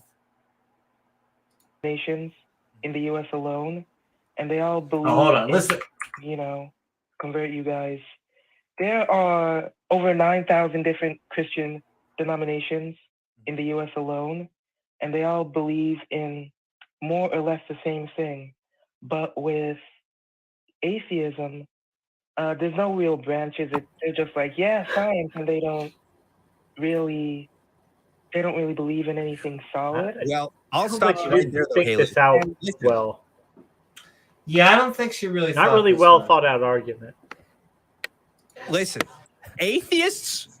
And you'll notice she got a laugh. The audience laughed, which I don't Look think at is student Dr. well. Ben chuckling. I know. Like, he's like, "What the fuck is this?" Yeah, he's one moment away from a hand pump. He's like, "What the fuck is this?" So if you are trying to be a serious interlocutor, I feel like laughing is not the emotional feedback that you want. Now, I bet that is what she wants because she is a troll. But if she's watching this and she wants to say otherwise and be like, no, I'm 100% serious, and then she'll take a good drink of Windex and, That's say she's probably not. probably not exactly. You must not have talked to many atheists. Atheists will argue about everything, okay? Listen, we have an entire audience here right now. I guarantee you, if we pair them off into groups, they would find things to argue about in 2 minutes, okay? There's a lot of particular topics that atheists don't agree on. Materialism, for example, free will. A lot of things that can divide the atheist community, but also don't necessarily have everything to do with the God belief. Yeah, I would also argue with that atheists really only agree on one thing. And it's not even a hard agreement. It's more of just I don't accept one specific claim. Even then, Ben, atheists on Twitter will argue all day. Notice they tried to come to agreement one day right there. And two atheists were like, hey, did you want to debate this? Because I agree with both of them on this, but that is the funny notion. It is both. I think there is one definition, but then it depends on how you word things, and we end up breaking it into 4 parts when you add Gnostic and agnostic, and you have agnostic atheist, Gnostic atheist. Okay, Okay, that's true. do we lack a belief? Do we claim that a God isn't real? You know, like there's even semantics there as to what actually an atheist even is. So, you know, there's a lot of different, you could say, denominations of atheism, if you want to put it that way. But also, I'm not convinced necessarily that this. Also, I feel semi guilty. I think guilty is like the correct word, that because of James and myself, we have subjected the debate community to Hayley. Like, and James is like, you're trying to give me credit for this? I don't know how. I know, because of me. I know. Let's be honest. But like, I don't know what to say. Like, I had no idea that like years later on Talk Heathen, here she would be. I have many who I believe are my like trans children, my T-girl children who I have raised. Has nothing to do with the fact that she is, other than the fact that I have come across and tried to give and help many individuals, and Hayley, of all of them, was just the one that fought me the most on so much stupid shit. Almost gave you COVID.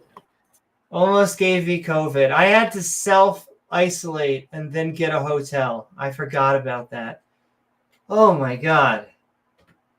That's right. There's so much other things. Oh, the most serious rent thing. situation, the bills, that was a nightmare. But that's more personal. We won't get into the Indeed. I had a cat that she took and stole that looked very much like Buttercup and little Cinnamon. And she picked up and not only did she donate... rescued? No. It looks, this cat looks exactly, this is adopted. We paid money and paid out Rachel jokes. We had to pay, it was like a mortgage, how much paperwork. Like, it was like, but I guess that should be when you're adopting someone. But no, I found a kitten. I found Moonlight. I found an older cat once a long time ago. Fans of the show know Moonlight as well. And a older black cat that is adorable. And he, even as an older black cat, did well with Cinnamon for the one day that I had him. Because either while I was at work, I forget what happened. I had something. But Hayley took Cinnamon, another cat that I had found, and this one was a kitten, weeks old, as old as this one, and went and found some place that takes cats. And not only did she get rid of the cat, she said, and she purposely did this, she said she found the furthest one that she could find, because she didn't want me to find the cat again. I forget how the hell we fought. Because I freaked out because she took my baby. Why did she not want you to have the cat? Because I already had a cat. So that was the nail. That is probably one of the main reasons. There's a few. Hayley is, I hate to say people are bad people. Let's just say she has a lot of growing to do. But I have we have a mantra in like the filmmaking community, and it applies in game design. It applies in when you make a book, and it's save the cat. Save the cat. You need to.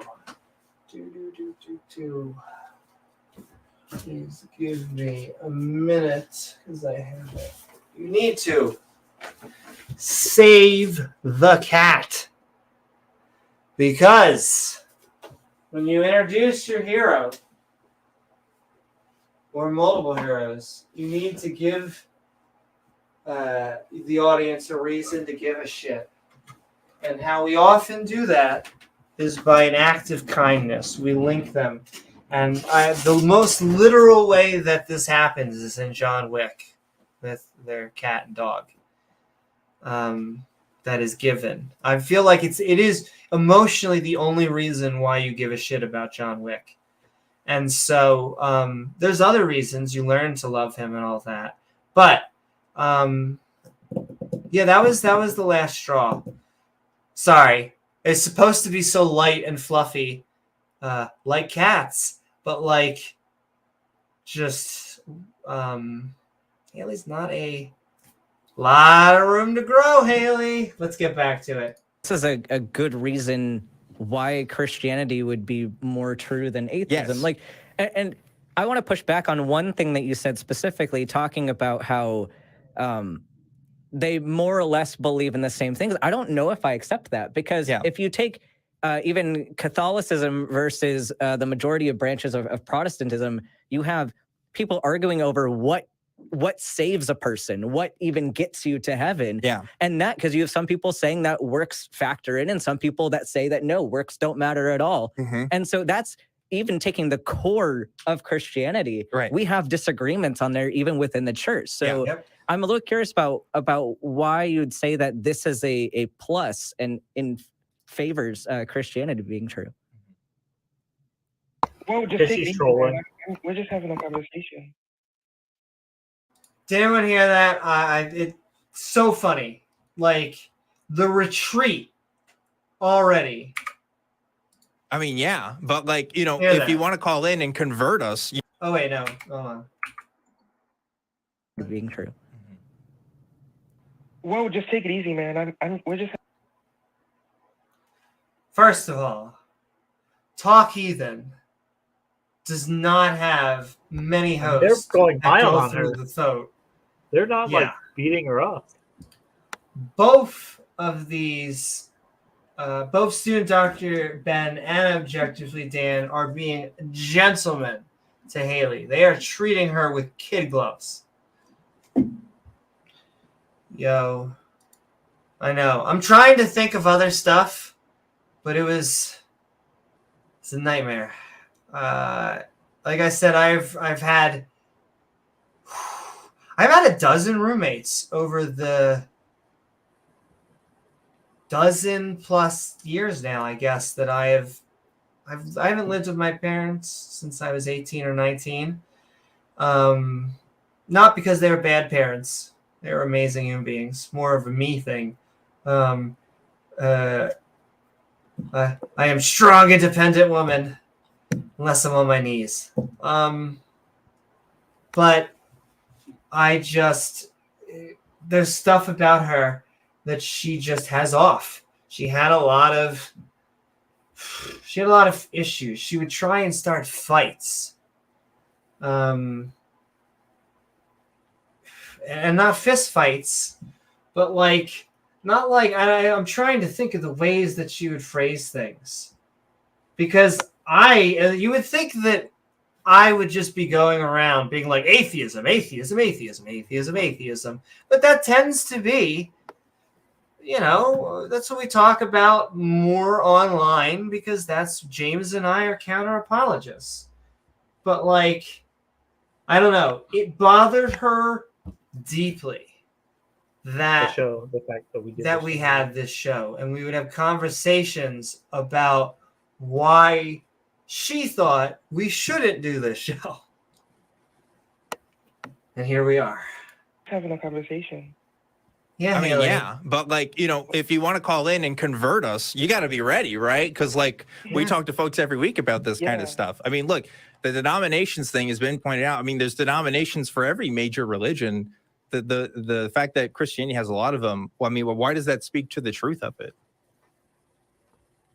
I mean, because there's a core idea binding all of us, but because there's a core idea in all of us. but it's a billion denominations. I mean, just saying there is a common core, that's why it's called a religion. Like saying it's a religion where everyone believes the same. Yeah, Judaism does the same thing. Islam says the same thing. I mean, Hinduism. Not a good metric. Atheist, like, do you know the way? Do you know Do the way you you know want the Muffin Man? your life to go?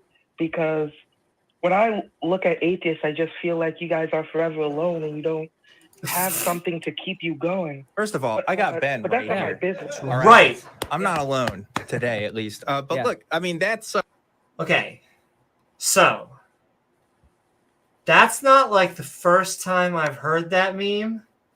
James, can you think of another person that may have employed the forever alone? This person, they had like a potted plant feel. They were very flowery. They reached for the sun. Yeah. I don't know what it is with Christians who seem to be very lonely coming on to tell us that we're forever alone. I should tell my partner that. She needs to know. And I mean, it partially goes into like what I call the bummer fallacy. Like, oh, wouldn't it suck if there wasn't a God? Wouldn't it suck if there was no top-down objective purpose or meaning to life? Wouldn't it be terrible if there was no sense of cosmic justice and the universe didn't care about us? And okay, those are, I can see you're giving good reasons why you really, really want there to be a God. What you're not doing is giving reasons why you think there actually is a God, and that's different. And being alone, I mean, so should we all just indulge in this fantasy, this make-believe, so that we can indulge in it with others because there are others who like it too? I mean, that goes into like what we hear sometimes, the utility argument, though. Well, even if it's not true, it's still a force for good, and we should just act as if it is true, and we'll be better off if we just follow it anyway, even if we don't know it to be true. Yeah. Exactly. Just gotta pretend, James. Yeah. Yeah. Oh, yeah. all right. That's really silly. I'll be honest. Extremely. I like how the amount of times that student Dr. Ben, I think, laughs either from what Hayley said or ObjectivelyDan pointing out how silly something Hayley says is just funny. Look, you can make ad hominem attacks about how you think atheists think. First of all, you said that we're all united or we're all one, and we're clearly not because, you know, we're atheists, right? Not all human beings think the same way. But like with any kind of truth proposition, like if you're trying to convince me that the earth is round as opposed to flat, right? Like you have to demonstrate that through either logic or facts or evidence or something. You can't just say, well, atheists kind of seem sad, so I guess their beliefs may not be true. I mean, like, you know, that doesn't correlate to the... What?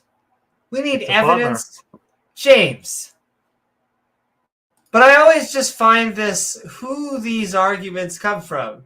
Can I ask, James, do you think that your family, your partner and child, are they conceived from you never meeting anyone else ever?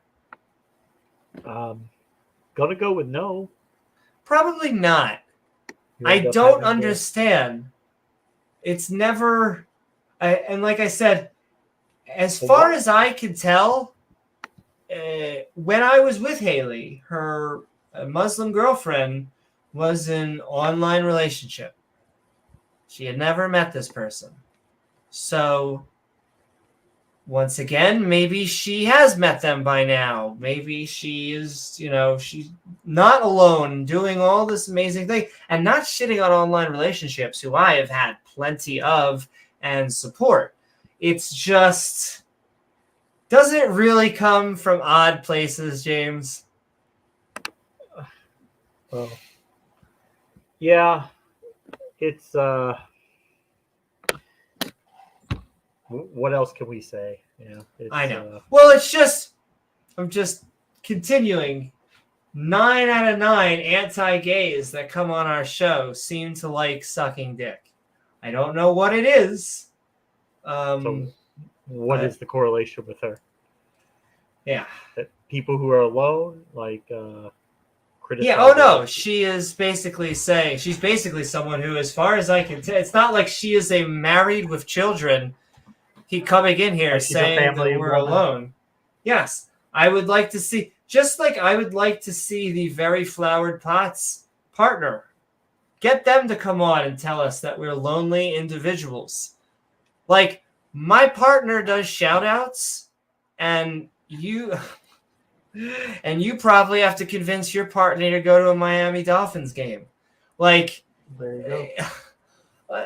I just don't like, and I'm not saying you and I are perfect, or that I've never you and I would also never bring that. It goes by like the skeptics code. By like, if we were to call theists stupid, all of the skeptics would jump on our asses. Like, don't bring that. Don't make us look bad. No, theists are actually, did you know I actually have a Christian mom? Did you know I actually have a Muslim partner? Did you know? It's like, we get it. Theists are smart. No, we have to actually be on our best behavior at all time. And we should be.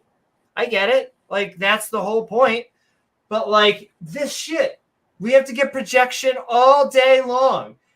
And like, we don't have jobs. We're like, from that particular one, we've never had a job. We live in our parents' basement. We dropped out. Yes. We probably dropped out of high school. Don't even have high school diplomas. We're so uneducated. We don't know anything. Let me tell you, I could talk about this lady all day long. She came in the first day, and I can't tell if she's trolling or not. But like, and I used to joke that I suffer from an affluent disease, with my picky eating and all this shit, which really should just, is me being a bitch. She came in when she first came into the apartment. I've actually gone way better. First came into the apartment. She came in and she was like, this is not really expectation. I am used to having a maid. And she wasn't, if she was joking, she was deadpanning. And she was like, I have certain expectations. And I'm like, okay. And I spent the next week or two, and I made the living room and her area, I made it spick and span. Slowly but surely. Like, it got to the point where I had to push the door open, and there was just shit everywhere. And I guess it turns out as big on neatness as she made it out to sound. Well, it turns out, James, that you may be used to a maid, but that is different from being a maid. It turns out those are like two different categories. And I'm trying to think. Like, it's just a whole bunch. It feels like nitpicking because I had but I just have to. Now I'm just venting. Like, I had a cute retro 50s microwave oven. It was teal.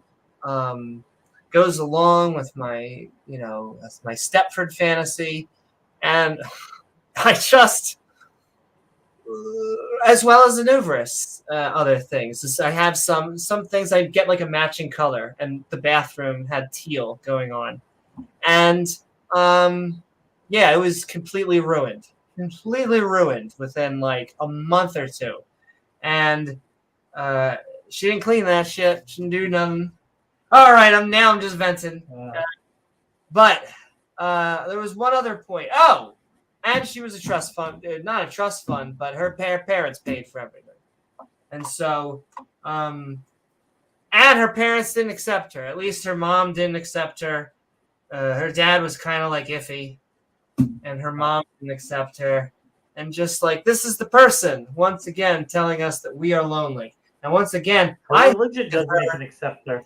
Exactly. Now, I want her parents to accept her. I want her to have a good life and to be successful and yada, yada, yada. When she said maid, as in the stripper maid outfit. That's right. Da, da, da, da, da. Just not the work ethic, yes. But it's like what I used to say about my son's mom. She's big on it in terms of like bitching about it so that other people will do it, but in terms of actually lifting a finger to do it herself, no, that's not going to happen. I'll just sit down and bitch and moan, and then you'll get tired of hearing my bitching, and then you'll just go do it. But I'm not going to. Much easier to complain than to actually do anything. She could have started a or she should have started an apologetics channel, but no. She does this. Truth of what we actually think, right? The fact that there may be forever alone atheists, as you put it, says nothing as to whether or not there is a God or anything like that. Yeah, I mean, there is a God or you got me there. I mean, the way atheists argue, though, I feel like they have trouble getting across their points too. Like, why so serious? It's like...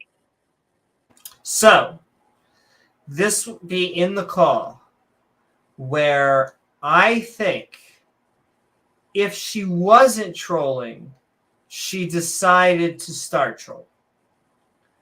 It could have been... She knew. She ran out of, like, semi-intelligible things to say, so she reverted to troll mode. Yes, things that she probably thought were a good argument, and they weren't gaining any traction. So, yes. Why so serious? What a joker. Exactly. And I honestly can only roast her so good as...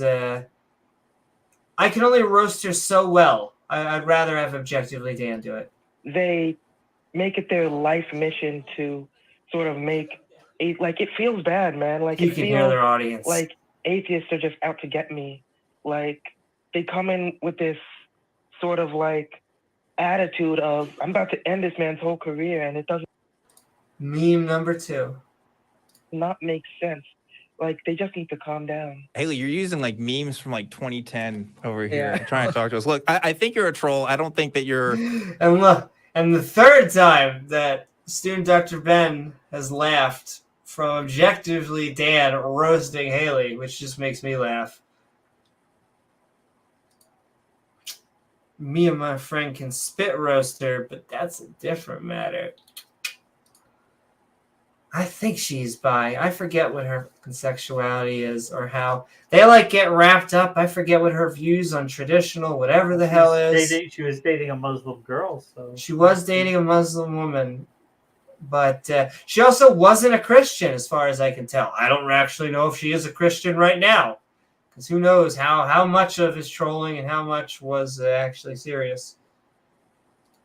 Actually here talking to us in good faith, which is unfortunate. But if you'd like to talk to us sometime and have a real conversation, I'd be interested in that. But, you know, this is kind of lame at this point. I don't know where to go with this conversation. Sinister Porpoise says, an ace says, I'll be happily indifferent to this person. That's right. You were like, I never wanted to have sex with them, but they are an asshole. Yes, that and we are about to actually go into the end of the video and open up to the open mic because they are about to, spoiler alert, kick her because they've realized that she has run out of utility.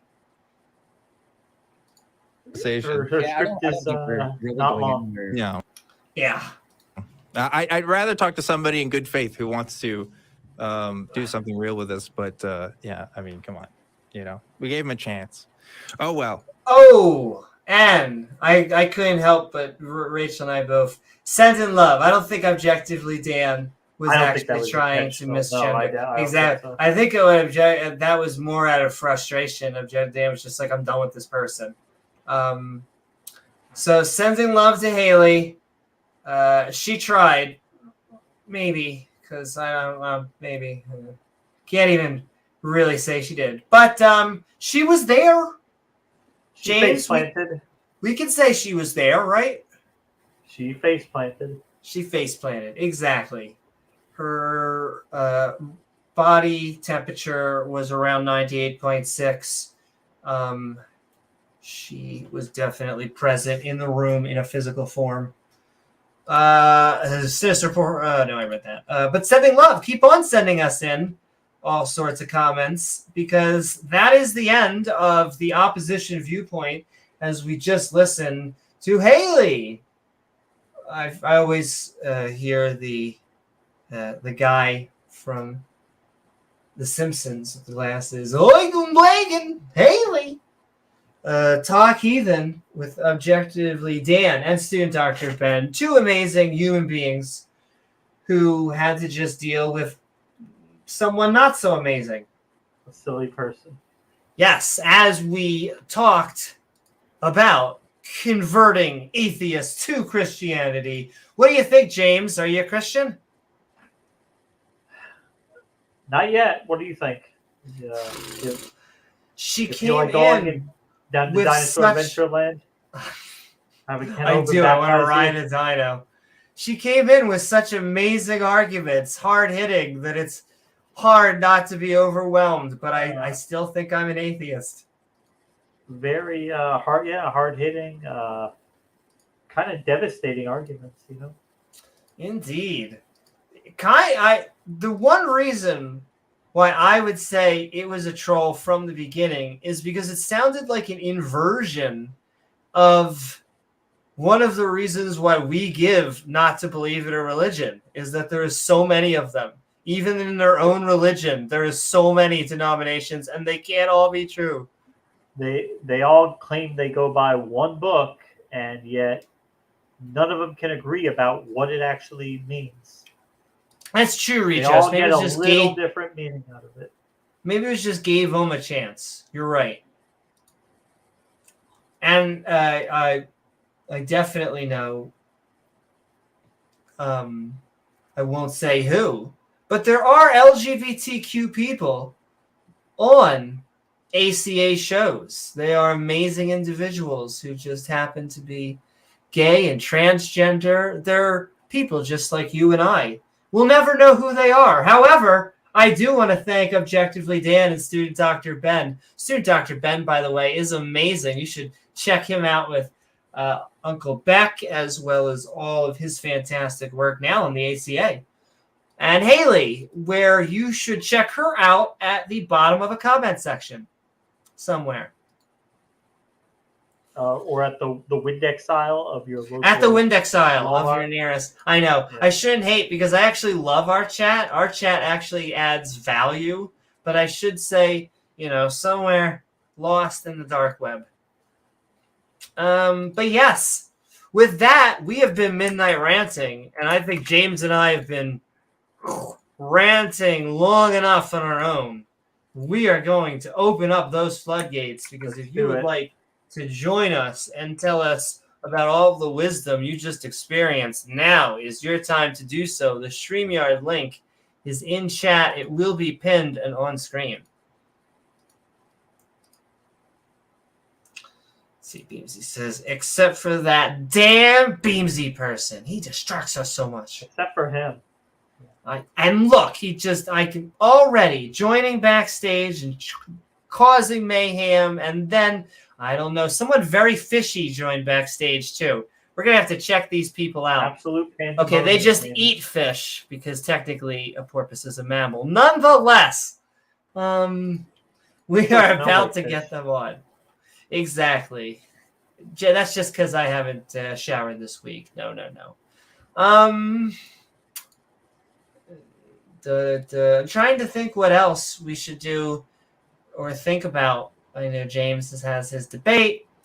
I have a debate. I do have my debate on the 11th. It is coming up. If you are a young Earth creationist, please come and join. We want you. Our bodies want We'll you. get that. Who is that? Jeff Ace or Jeff? Hopefully he'll sign up for a debate. And what happens He was is like throwing all around the young some Earthers, challenges. they all leave. He was dropping some challenges. Let's hope we'll actually follow through with it. Beamsy, Mark Reid, the Ophelius he was challenging. Oh, see, I have almost bait. Hey, I will say what that is. I will say, I'm trying to think. I'm not going to get it right. Hopefully I do. So I'll just say I'm paraphrasing it. But when you are used to having an advantage, a privilege, or the ability to discriminate on someone else, sometimes equality feels like discrimination towards you, but it's not.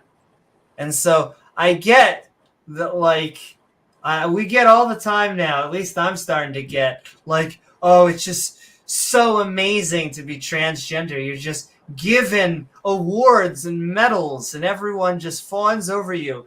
As if that, to me, means that we finally are equal. Like, we're finally could just go about our day, because it's not easy to come out to your parents as gay, transgender, or even an atheist in this country. So, like, there are numerous minority subgroups that it's always going to be hard to come out to, and that I think that as we become a more pluralistic society, it's just going to be easier to be, but you don't get social credit. I think it's funny, like because I am transgender and bisexual, people are watching this show. It's not. I mean, we have, as far as I can. Well, we might get a couple people who get lured in for that, but then there are people who might not subscribe because of it. Exactly. Well, I'm saying I am a half gay. I never know which half anymore. It's all mixed in. And transgender person. And so that's a perspective. That's a lens that we come in with. However, we have not only do we have a straight, because I don't believe in race, I hate saying, but a straight white male right here. And none of that matters. James, I've heard him talk about this, to me, is that we are very focused on religion. We are lightning razor sharp edge. Focused. We have to be laser focused, because when we talk about other things, it just goes into a million tangents. And that's actually what the religious people want to do. In my opinion, the greatest way to get rid of the stigma between LGBTQ people is to make people or convince people to stop being fundamentalist religious.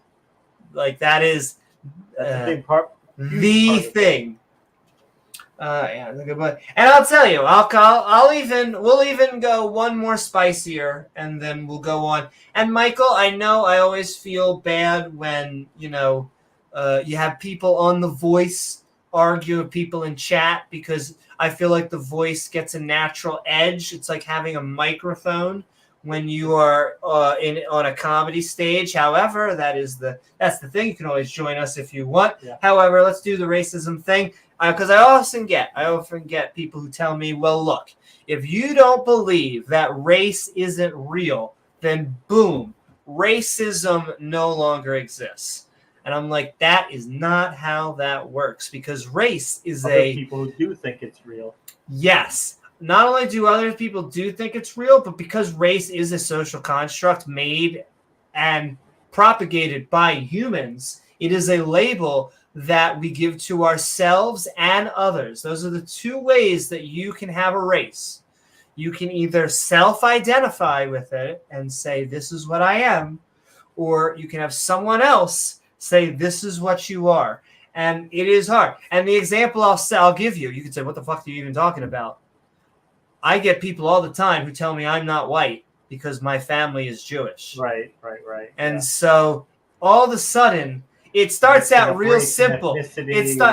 like everyone, like all the race realists start out real simple. They're like, you don't see black and white, just look in front of you. And do these people look exactly the same? And then all I'm like is like, well, both my parents are Ashkenazi Jews. And they're like, well, actually, color doesn't have a lot to do with race if you actually think. It's like, but what happened to black and white? What? I thought it was so easy. But I'm sending love to you. But racism is a prejudiced view. It is prejudging someone. It's not even because judging someone is okay. It's okay to judge people. I don't think you should judge people a lot. I think we should, Harshly, I'm not, or harshly. I'm a very open-minded, I'm going like this for a hippie, but like, you shouldn't be prejudiced. We should not judge people for their skin color. You should not, assholes come in a variety of colors. Take my word for it. I don't hate a lot of them. Exactly. Hayley is a troll. I would not want to. I didn't like being roommates with Hayley because she is not a good human being right now. I even don't like saying that she's not a good human being because, you love it. Well, because it also, I have hope. I hope one day, because because that is what a lot of her being an asshole is. I hate to be. It does make me sound like I'm just an old person saying, "Get off my lawn." But really, isn't it? Isn't that the thing that she suffers from most? Is that that's part of it? Amy should share all her trans trophies with non-trans people. It's not fair. I mean, Michael's are there people who have became trans just for the attention and notoriety? I mean, perhaps, but I think it's a small minority of. I have to say that so it is always a possibility that anyone can do anything like that. The chance that someone is going to go to a psychiatrist, because anyone could have always cross-dressed or done whatever. You could have always put on the but to go to a psychiatrist, get an evaluation, actually go on hormones, follow the appointment, go on hormones and therapy for years and years and years, to still have gender dysphoria, to then go through surgery, to go through all this after a decade, and to go trolling. Gotcha. Oh, anyone can do it. It's like, I guess anyone why can go on a decades worth journey. Sure. That's why part of why the process is so long is to make sure that people are serious about it and that it is the right thing for them. And hey, not only do I agree, James, but I also, and we're trying to win you over, Michael Smith. I hope you don't feel like, I get that, when we're the opposing side, it sometimes feels we're trying to attack the views. I don't think if you my last thing I'll say, and then I will get. Well, first of all, I'll say, what up, Shane, Skeptic? I Lamo, what is up? As well as what? As well as my final point, which is, if you are one of these people who says, "Oh, I hate identity politics," then the way that you let that go is by not having any of those identities. And a lot of people who are race realists think that when I say there is no race, they're like, you might as well be a flat earther. And I'm like, no, I'm not saying that I am, I have suddenly changed something or transcended something. That I'm saying there's one human species. That is what the biological evidence for. If you want to enjoy your heritage, enjoy your ethnicity. Ethnicities are real. You have a history, a past, a culture. You don't have to do that. But I'll say that this is my last thing, because it talks about family, community, tradition. I hate anyone who uses the F word the family word, to take pot shots at other families. If you do not use the F word to build families up, then you are not pro-family. You are anti-something else. You're just using family. And I'm not saying, anyone. It's just in general. Because when I think about family, it's about making people coming together to make a tribe, really working hard for each other, loving each other, going through the tough and the good, celebrating. And so it has nothing to do with berating. That's my metric about people who really give about family. Yes. Racism All right. is such an arbitrary concept. It's not. It is. I have a bit that I'm going to do. I wasn't going to do it, but I have the blessing from beyond the grave from Patrice O'Neill, which is, I believe, and I get you, there's going to be people out there who think I'm wrong, okay? This is just an opinion. I think that if you can't find someone of the opposite sex in another race attractive, if we can't find, I think you're gay. I really do. Now, I get you. I know you're going to say, I just have a preference, okay? I just like insert features. It's a wine or something or something. Have you ever tried, sucking the wine bottle? Maybe you should try something phallic. Try it out. See if it's got something for you. I know. You might have your preference, but to say that there's not one person from another race that you find attractive in any way, that's kind of extreme. It's a lie, or you're gay. Right. Either option. Even what was it? Not saying you can't have preferences. Not saying Strom Thurmond, the guy who ran as a Dixiecrat, for president, what was it, 50, sometime in the 50s. He won 3 states, whatever, but he became a senator for 50 years after that. But then they found out when he was 17, he fathered a child with the family's black housekeeper. He ended up having a love child with a black woman when he was younger.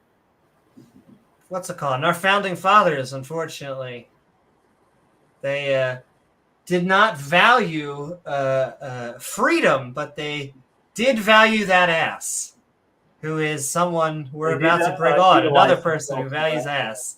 And I value ass too. I am actually almost a 50-50. Sometimes I go back and forth between a tits and an ass person. I actually have a third category, which is a toned flat chest. I know that the heterosexual guys, they can't quite understand that, but there is something about a ripped toned chest that, it's there. It's, Did someone say ass? That's right. With that, we're going to bring him on Holy Father like Donkey Kong. The Holy Father of Ass, because we have been Midnight Ranting and we are going into our open mics.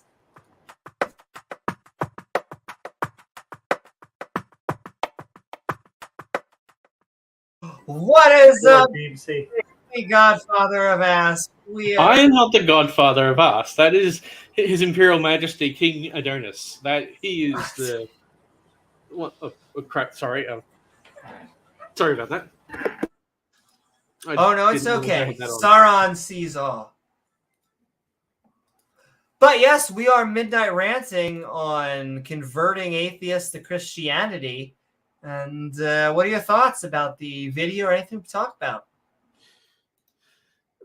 No people have ever been able to present a constructive and real argument to persuade anyone to step away from an atheistic following, because they approach it like it's a belief, but it's not a belief. It's more of an aspect that more along the lines of what people represent as an agnostic. The idea of saying that, you just believe that. No, nothing has really been presented to me to actually support your side. So I think it's a silly story, a made-up fallacy, a fantasy, or I totally disagree with everything it represents. Take your pick. There's many different reasons why people refer to themselves as atheistic. But when it comes down to it, the majority of the reasons is they're agnostic. And all right, thank you so very much. And I'd agree in that the majority of atheists just lack a belief and do not know. If that's what you're It's saying, just that's lacking of belief. It's a response to a claim. Yeah. The claim has been made, and atheism is our response to it. That's what I mean by they're approaching it from the aspects of a belief. It's you're lacking a belief, or you believe in this. No, I don't lack a belief, or I don't believe in these things.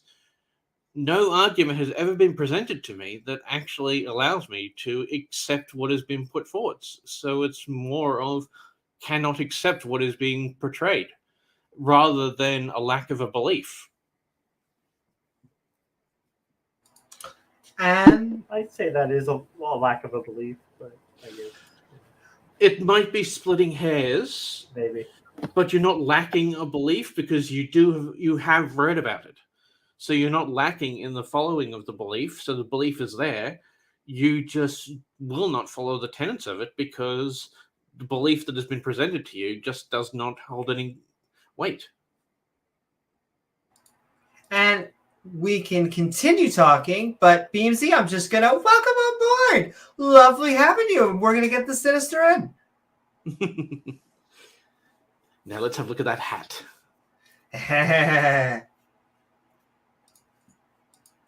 Welcome on board the Sinister Porpoise. We have been midnight ranting on converting atheists to Christianity. And what are your thoughts about the video or the subject itself? Well, for Hayley, I wrote a little Python program for you. May I share my screen, please? Absolutely. Let's reveal the truth of Christianity for everyone, as determined by Python.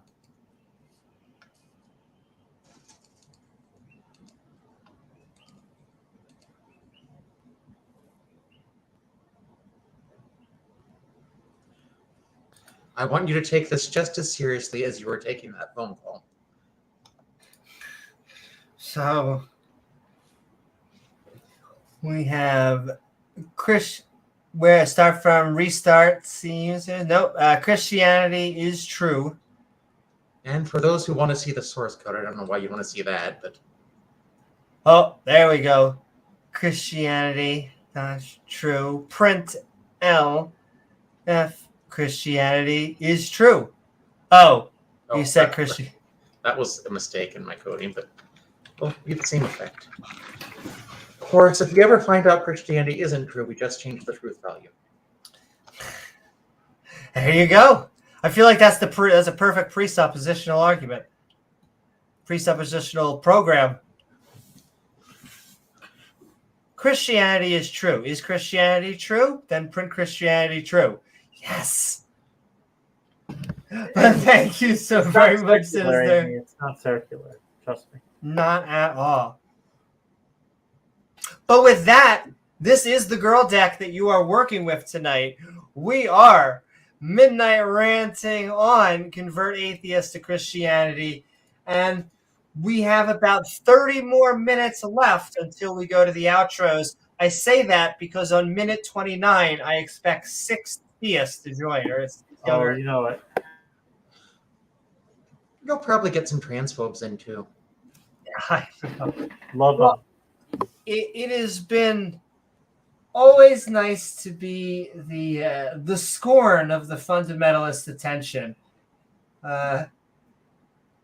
Not enough to just hate gay marriage and interracial marriage, which we just had enshrined. And I was listening to the Amazing Atheist listen to someone who was like, it's the death of destruction of marriage because gay and mixed race people can get married. Because the theists have done such a great bang-up job with holding up marriage. Oh, and sending so much love. A $5 super chat from Aaron Coalson. Thank you so much. If you don't think women who look like you are not attractive, you need to have a hard talk with yourself in the mirror. Yeah. Can I also say that, like, the guys who often, no one should put down another person, let alone, trying to knock down a woman, but they're like guys who never look like Brad Pitt.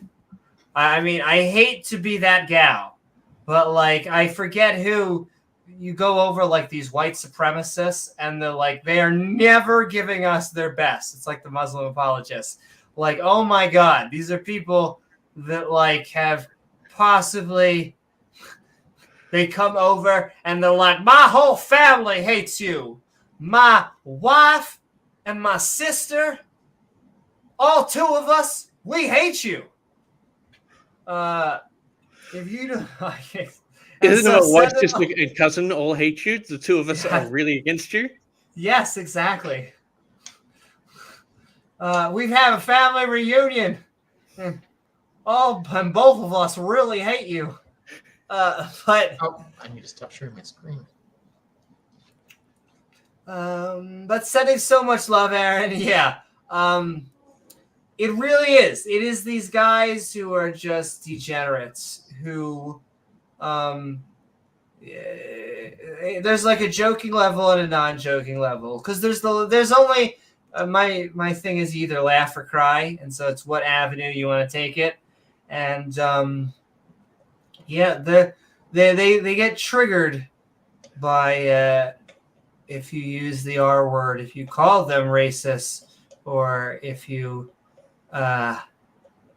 what's the other? There's another, but I just call a bigot a bigot. Yeah, exactly. Or when Matt Walsh didn't like being pointed at, not Matt Walsh, Matt Powell. Matt Powell, yes. A different bigoted Matt. Matt is, of course, Kent's boy toy, well known. Nothing wrong with having a boy toy, but yeah. But thank you so very much, Aaron. Your support always helps us and the entire channel. I like your Baby Yoda. I have this thing. Yo, what is up, Alpha Exchange? Welcome to, and thank you. I love having Baby Yoda. It's true, Baby Yoda, and he's supposed to be. I'm supposed to have my sports hat kind of plopping him up, but he's being maintained by the what's it called cube. Oh my gosh, it's just a cube. Companion cube. Yeah, it's just there you go, a companion cube. So technically it's his companion cube. And oh my gosh, here we go. You can tell the Twitchosphere is also growing because you say Dom LeBlesh. You are a racist. But why are you a racist? Down with the naysayers, the Satanist. Like, he's a Catholic. Like, I also love the purity test. Like, he is on your side, and yet you want to throw him overboard because politics. Okay, and others who is in that? Congress. Dom LeBlesh is saying that Joe Biden is a Satanist. We're closer to Satanists. We are not Satanists, but James and I have often said that if Christianity is real, then we're Team Satan. Listen, as a former Mormon, I'd appreciate it if you didn't make fun of my spirit brother like that. Satan's just lost his way. And honestly, I just want you to know how adorable Muhammad is. If I could find him, here he is. Adorable. I feel like, wouldn't you sell your soul to Muhammad? I would. I'm sure you get a fair price. Here's a rather strange linking for you. They say there's a stairway to heaven. One of the major causes of infant mortality in the womb is falling down the stairs. And Christianities don't like Satan. So why do they end up having most of their partners fall down the stairs? I think that's pretty dark. Sorry. I've been having too many painkillers, so I'm a bit weird at the moment. Oh my. All right, so you heard that. as soon as we get his consent, take advantage of Beamsy. Consent? Bring it on. But it was much better than my joke involving pythons. Oh my. Well, I will take any Python joke you have over a snake and a rib woman. It's a much better snake, that Python. All right, let's get James Wolfe in before I make any more punny jokes. James Wolfe, we have been midnight ranting on Christians converting, atheists converting to Christianity. I keep on having it backwards, probably because Christians are deconverting to atheism. But we're talking, apparently, about atheists converting about Christianity. What are your thoughts about the video, the topic, or anything we talk about today? Yeah, thanks, Amy James. I thought I could speak to this a little bit because, just through my personal experience, because I have been converted from atheism to Christianity in the past. So I don't know if I was making dinner when the video was on. I was trying to recall that episode of Talk Heathen because I have seen a lot of them. So I'm not sure where Hayley was coming from with that call, but left field. Well, I'll just tell you my experience. I mean, as I've explained before, I came to Christianity.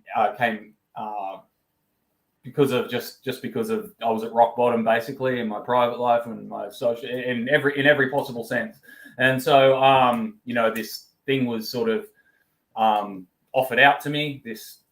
And at that point I would have tried anything basically. It was literally a life or death thing for me.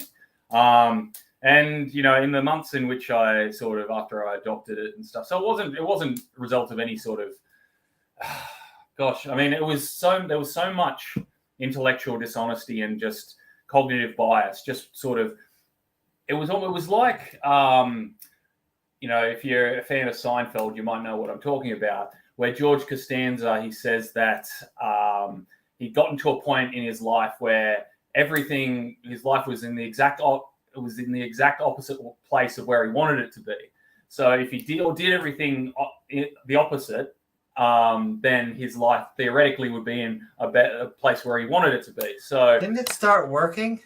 Yeah, exactly. Yeah, and so I kind of thought, well, if all my beliefs and all my beliefs in the past, all my the prisms and the paradigms in which I viewed existence through previously, if they brought me to this place, well, then if I take the opposite view, if I take an opposite philosophical view, then maybe I'll end up in a better place than I am. So I did that, and I got to say, for a long time, it really worked for me. I thought, and I attributed everything to God. I attributed everything to Christ and its power, and I had some really powerful experiences in that whole that time I was in Christianity. But it was all about attributing these experiences, and what I adopted when I adopted a more healthy lifestyle. I put myself around positive people. I attributed everything to God, this whole transformation. So following that, coming out of it, I mean, there's only, how Christians say, oh, well, you were never real Christian, because, if you came out of Christianity, just such if you fell back into atheism, or if you fell into atheism, then you were never a true Christian. I'm probably one of the rare cases where you could say maybe I was never a real Christian and that I never truly believed. There were times that I really thought I did, or I was very close.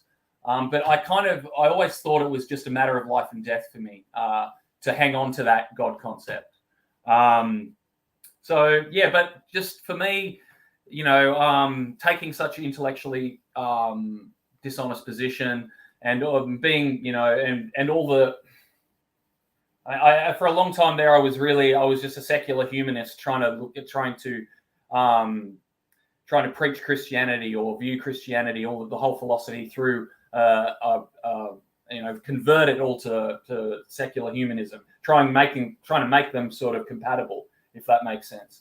But I guess my intellectual dishonesty had a lifespan, you might say. I couldn't maintain it, and so I eventually came out. And as I said to you, I think guys last week, it was more. Then I realized it was more about It was more just about lifestyle, putting yourself around positive influences, having a positive workplace environment. This is going to sound really cheesy and obvious, but eating right, exercising, and doing things you love. Have you considered and I know it's more than just about stopping drinking, but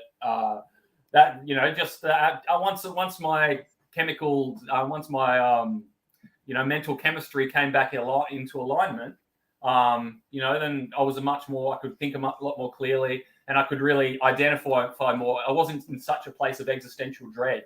When you're stuffing yourself full of depressants all the time, you tend to, that tends to make you sometimes a bit nihilistic and in a place of, and depressed, obviously. So, yeah, it was just about finding a different balance for me. And, in the last several years since I've fully come out, unabashedly and openly out from the church, I realized I can lead a better lifestyle, by being true to myself, if you'll forgive the corny platitude. We love corny platitudes here. And yeah, I needn't follow this psychological construction or this placebo that the God concept represents. But thanks for letting me share. I really appreciate it. Ooh, absolutely. And we have about 15-20 minutes, and then we are going into outros. But look at all these skeptics, agnostics, atheists, deistic pagans. But what we're really looking for is young earth creationists, people who disagree with us, or Christians, whatever flavor you are, because the topic is Christianity. Doesn't matter if you are on YouTube or Twitch. We are sending the StreamYard link in there, and you can join.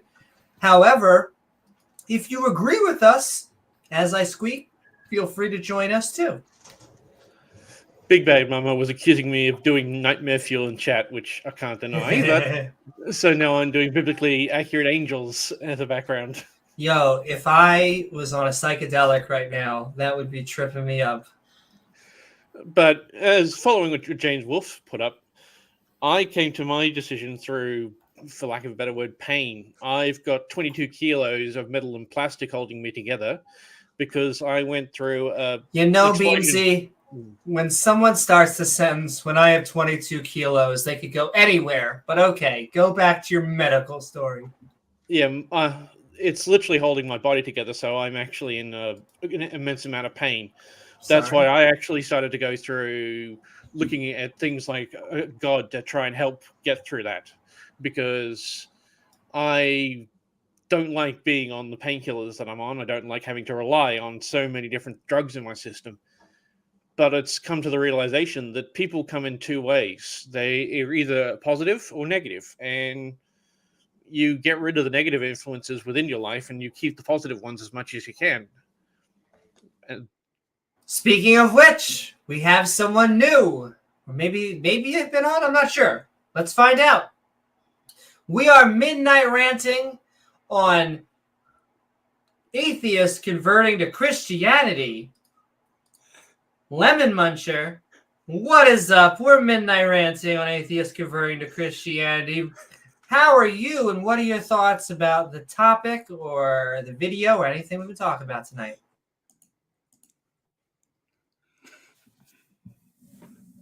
Man, I went to bed last night and I was thinking,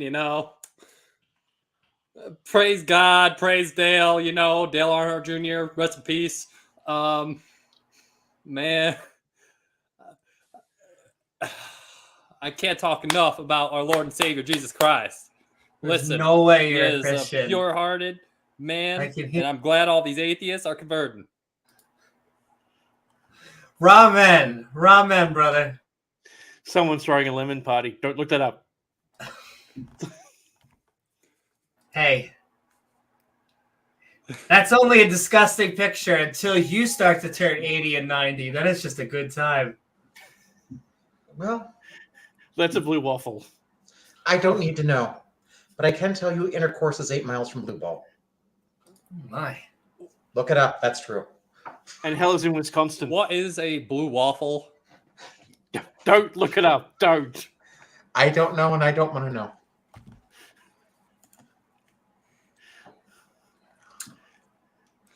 But yes, Christianity. Yeah, there are some things on the internet you don't look up, and Yeah, Lemon so Party is in one, John and Blue Waffle is 13 another. Oh, Well, there she did. Tell that face. And I'm sorry I broke your script there. Well, according to the Christians, I was never a Christian. So, anyways, I'm just curious, when you, for other people here, because there's a habit Christians have of if they find you come from some religion they think is weird, like Mormon or Jehovah's Witnesses, they assume that as soon as you realize that Mormonism is lying to you, that therefore you must be ready for Christianity. you're ready for the real religion.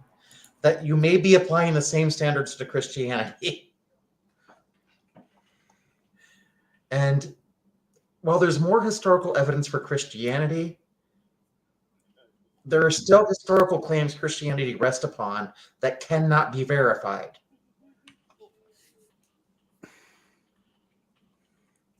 There is no proof that Jesus resurrected from the dead. right? When we're talking about Christianity,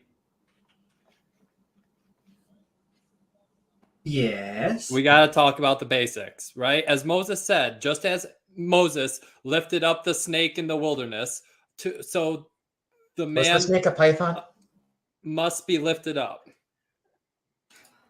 I have a hard time Maybe. believing Maybe. you are an actual Christian with that name. Like, it would be like if a pastor was named Butts Are Awesome 69. Now look, Butts Are Awesome 69 could be the best pastor ass ever. I just...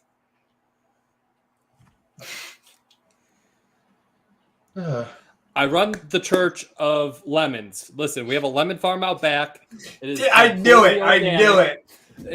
It is preyed upon every day. It is kosher. It is great.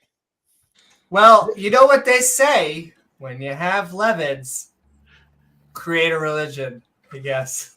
So yeah, I'm sorry I made you laugh, Lemon.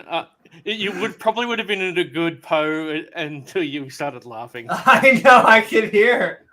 Yeah, well, since you were talking about since you had Talk Heathen on, Matt Dillahunty often sometimes pointed out that it doesn't matter if someone's opposed. Sometimes a good conversation can still come out of it. That's true.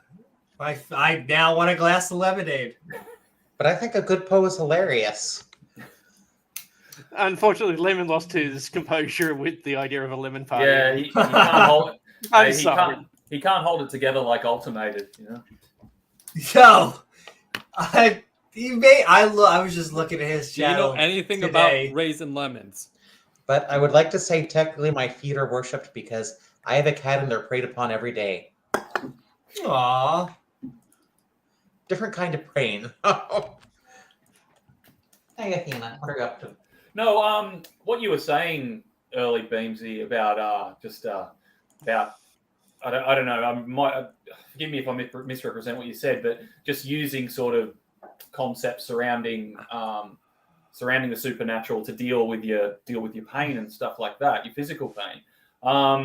Like the Christianity really introduced me to meditation, which has been a massive benefit for me. For dealing with all sorts of things, my depression, anxiety, etc. But I learned, when I was first introduced to it, it was all based around biblical mantras and using biblical verses and meditating on them and stuff like that. And now I found just a far more effective means of meditating, which is, I remember one fellow theologian, we'll call him. He said that he spouted some BS about if you don't fill your mind with the Bible, then the devil will fill it full of something else. So it was all about filling your mind with biblical verses and meditating on them and asking God to reveal things within them to you from them. And but now I've gotten to a place where I don't need the biblical mantras. I can just go into a vacuous state as meditation. I think is most effective in just clearing your mind and not having any junk upstairs. You know? Okay. I'll give you a bit more background on to give you a better idea. Yeah. When I don't actually know exactly what happened. All I know that I was caught in an explosion that basically forced me through a bulkhead, and that ended up nearly ripping my right arm off, and a few other injuries that ended up somehow I don't have any memories from beyond the incident. I can remember flashes of going through it. I remember flashes of being casevaced. But anything before that, I cannot recall anything beyond 16 years ago. So I had to learn how to walk, how to talk. The aspect of my consciousness is about 16 years old. Due to that, I had to find my own way, and there were people in the medical field that were still religious in the idea that, God could help you, God saved you, and that sort of aspects that people present. So I was curious to whereabout it is. And I've used the mantristic. I've also tried the vacuous meditative stance, but I use more of a projective meditation, if you've heard of that style. Yeah. I also, not that meditation can't help, but I think people tend to push it as a cure-all. And it also depends on the cause. Like, I have a hypermobility syndrome. It can cause issues. I could barely walk for a while because I had a job where I essentially ended up locking my knees for months. But it took physical therapy to sort that out. And sometimes it just depends on what the cause is. Did you ever think about watching NASCAR? You ever think about enjoying some NASCAR? Ka-chow be with you. Listen, I went to a monster truck rally just to see if I'd enjoy it. Pretty awesome, right? I think it would have meant more if I were still 10. That's not NASCAR, though. They don't turn left. They almost certainly do. They turn right, too. Taking the aspect from Bubba J, they're making a left turn. That is my favorite part. Yes, my favorite part, too. And then they turn left again for like 200 laps. Yes. Listen, I had a roommate once who was a NASCAR fan, also a lesbian, which apparently lesbian NASCAR fans exist, and I defended her once saying it's about all the engineering coming together for her. She doesn't watch the crashes. So after I said that, the next day, I catch her on YouTube looking for the crashes. See, I would laugh at that a little more, but Dale Earnhardt died from a crash, and it's a very sad incident, and I don't really want to get into it, and it hurts me every day. I'm sorry, I can't get into this crashes in NASCAR. It overwhelms me. I'm going the other way. I'm going for the other aspect of it and going for that lesbian aspect. The first time I heard about lesbians, I just thought they were carpenters because I was just told it was a bit of tongue and groove. That is even... Again, I know Beamsy is posted. All right, Beamsy, you're in the corner now. I didn't want you on my medication, so I'm way gone.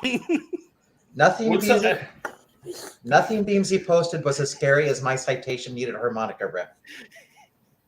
Would somebody mind giving me like a little bit of run, like just a brief synopsis of Hayley's position, just so I can get my head around it? I think she wanted to join the Proud Boys and didn't understand. Oh, wait, that was someone from my life.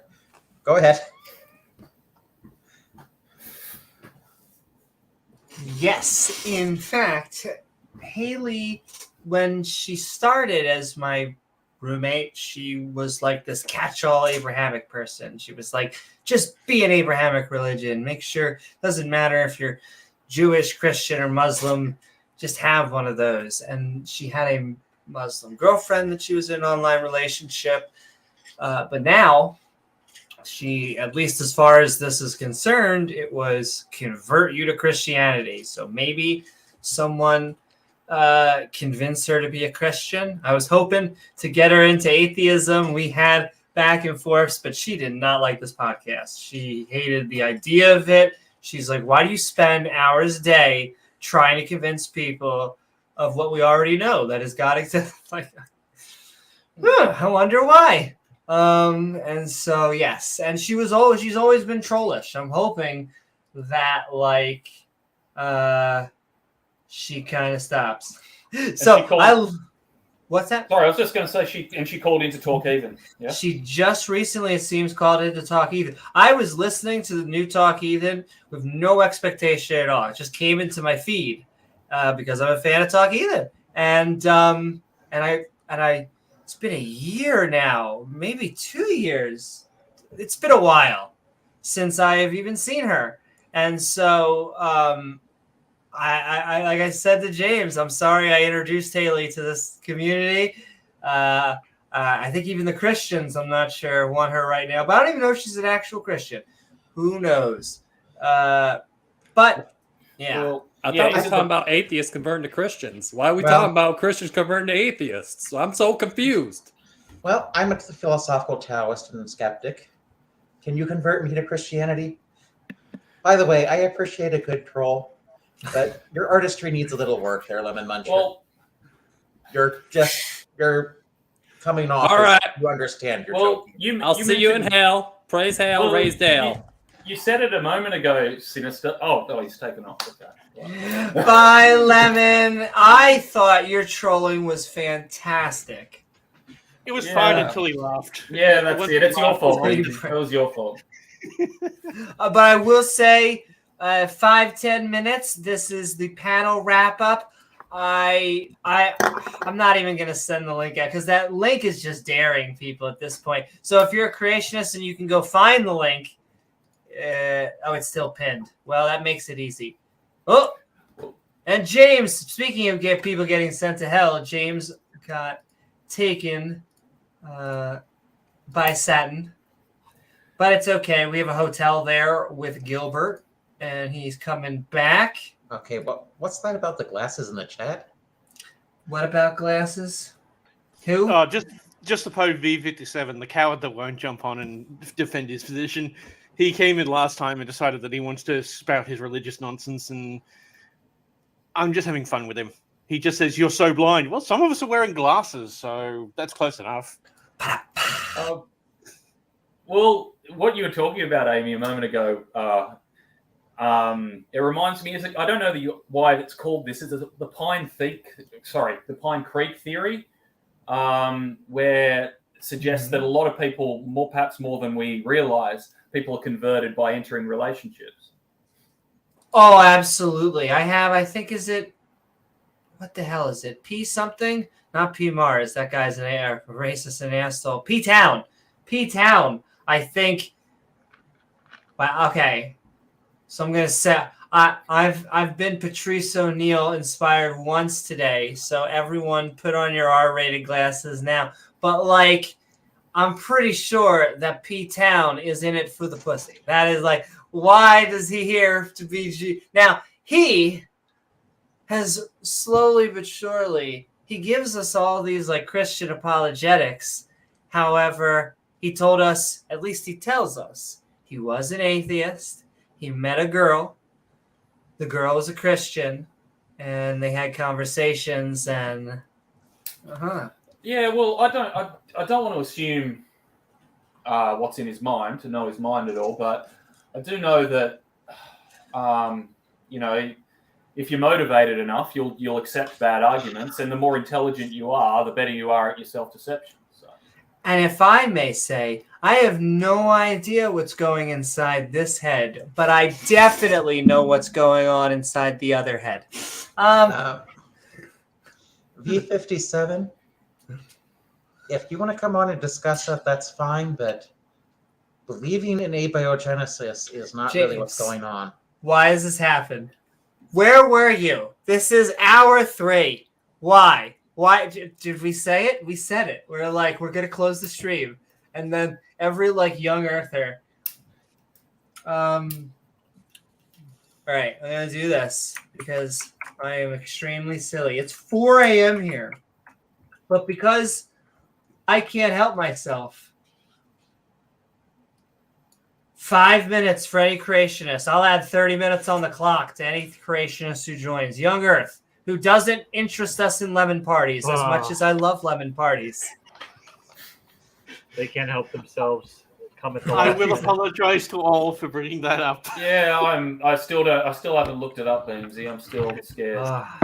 Yeah, just anything that I've mentioned, just don't. I feel like it dates us, Beamsy. We're like laughing at memes from like it has to be over a decade now. Like that, I learned lemon party while I was on 4chan. And then there's the meat spin. You get when I was in college, meat spin had a counter, and we took as many meat spins as we could, and we liked it. Does. Yeah, really, we still do. When I was in college, I keep getting told by professors who are younger than I am that about when they were my age. We're told what? I keep getting told by professors who are older than I am about when they were my age. Oh, got you. When I was your age. Who are younger than I am. It's like when I was your age. Oh, I'm older yes, than you. Got you. You mean in the future? In a few years? I It's thought okay, we were Beamsy. studying. I thought we were studying computing, not quantum dynamics here. Well, you would think so. I'm the one that decided to go back and get my bachelor's degree. So. Yay! Well, When are they going to rename it? DNA takers, huh? Michael? I know. There's 5 minutes. Just because I don't know of the evidence for abiogenesis doesn't mean it doesn't exist. It clearly happened at some point. The only way you can get out of this if you're a theist is say God is living and therefore life did not come out from non-life. That's just the logical trap. That just stems more from the misunderstanding of exactly what abiogenesis represents. It's not living coming from unliving. It's actually organic matter getting more complex to the point of which it becomes what we recognize as being alive. That is what it actually represents, because it doesn't start from inorganic matter. It has to start from organic matter to become alive. The process of actually getting from inorganic to organic is a different process altogether. But like I said, there's also a difference between there being no evidence and me not knowing something. Those are not the same thing. If you're expecting someone studying computer science to know about the evidence for abiogenesis, you are barking up the wrong binary search tree. Well, that's like LPP, because he'll say, oh, you don't have a degree in genetics. Have you looked into genetics? How much genetics have you studied? Well, yes, but LPP also told me, because I'm going back to college, I never had any real experience because he had no idea about my background. It's like, yeah, I probably programmed before you were born. It's like, I know what you're talking about when it comes to assembly. It's like, you're untrained and you probably should finish your degree before telling me the lie I hear a lot of people who just are ashamed they don't have a degree say. It's like, I've used written code written by world leaders. Great. But that doesn't mean you've gotten a bachelor's degree. Sorry, off topic. Can I just put to everybody a bit of a devil's advocate argument? Go ahead. Yeah, is that all right? Just something you said earlier about Porpoise, about there's more historical evidence, if you want to call it that, for Christianity than certain other ones. Than Mormonism. Sure. So not really saying anything at all. But okay, looking at mathematical, I don't know what the right term is. Is there ever a point to say is there ever a point where the lottery becomes large enough that it's rational to participate in it mathematically? That's a probability game, and I would say one experiment I wanted to run for a while isn't with the drawn numbers, but with scratch off tickets. Because I think if you play a numbers game, you can make them profitable. Because what was that movie about the MIT people who had some sort of gambling system, 21? Yeah, sure. Yeah, it turns out they weren't cheating; they were just playing the odds. Yeah. So I had a guy tell me one time that if he said his strategy was that you have to buy the entire book of the scratch-offs because then you'll be guaranteed to hit a winner. But I said, I'm like, so if every book that they sell is profitable for the people, then they would lose money. It can't work that way. Well, would you say that say a lottery ticket's $10? If the jackpot was $1 billion, even if you had 1 in a 10 million chance, would that be mathematically worthwhile? I guess you don't. $10 is not a lot to lose, but I don't know. I don't know. I'll give you my opinion on what you should spend money for gambling only when you think that you should bank on losing it. You should say, I got $100. yeah, I want to have a fun night. And so at the end of this, if I walk away with $0, I will be completely okay. Well, that's an if interesting. you walk away with $50, Yeah. you're good. Good. Exactly. And if you win anything, go past, then you have really won something. Yeah. That factor might come into this in a moment if you'll just indulge me. Sure. So where I'm going with this is, I think is it worthwhile putting down a finite wager for infinite returns, potentially infinite returns? Isn't that Pascal's wager? It is. Well, Pascal's wager. And I know it's horribly flawed, but if you factor in this tiny bit of historical evidence for Jesus and the potential, the smaller. Sorry, go on, Amy. Well, no, I can show you Pascal's wager only sounds good by omission. It only sounds good. So, like, there could be a God who only sends atheists to heaven. Like, if you believe in a God and you believe in a heaven, you instantly get no heaven. That is the criteria by which you don't get into heaven, is you believe in a heaven. And so if that can exist, that should instantly any chance of whatever, because how are you going to bank on how are you truly going to know? I mean, you can make it, you could tweak it to where only people who are good get in, only people are this get in. But like with a fucked up God, you could tweak it to all sorts of things. Only bad people get into heaven. It's only good people are burning. Yeah. My main problem with Pascal's wager is he forgot to put a beginner end in it somewhere. Sorry, what was that? Sorry, it was a programming joke. No, yeah, that's going to go over my head. No, what I'm saying, where I'm going with this is, if we accept, and it's just a total hypothesis that I'm not at all convinced of, that if we accept that there's perhaps slightly more evidence for Christianity than most other religions, is it rational to potentially to put everything into that? Go with Christianity rather than ones that are less feasible. Okay. Here's the problem. Here's the problem with what I was proposing, though. Mormonism's claims rely on the Book of Mormon being a historical document. So there are a number of things that the Book of Mormon claims that are absolutely false. And we know they're false. Native Americans contain no trace of Jewish DNA.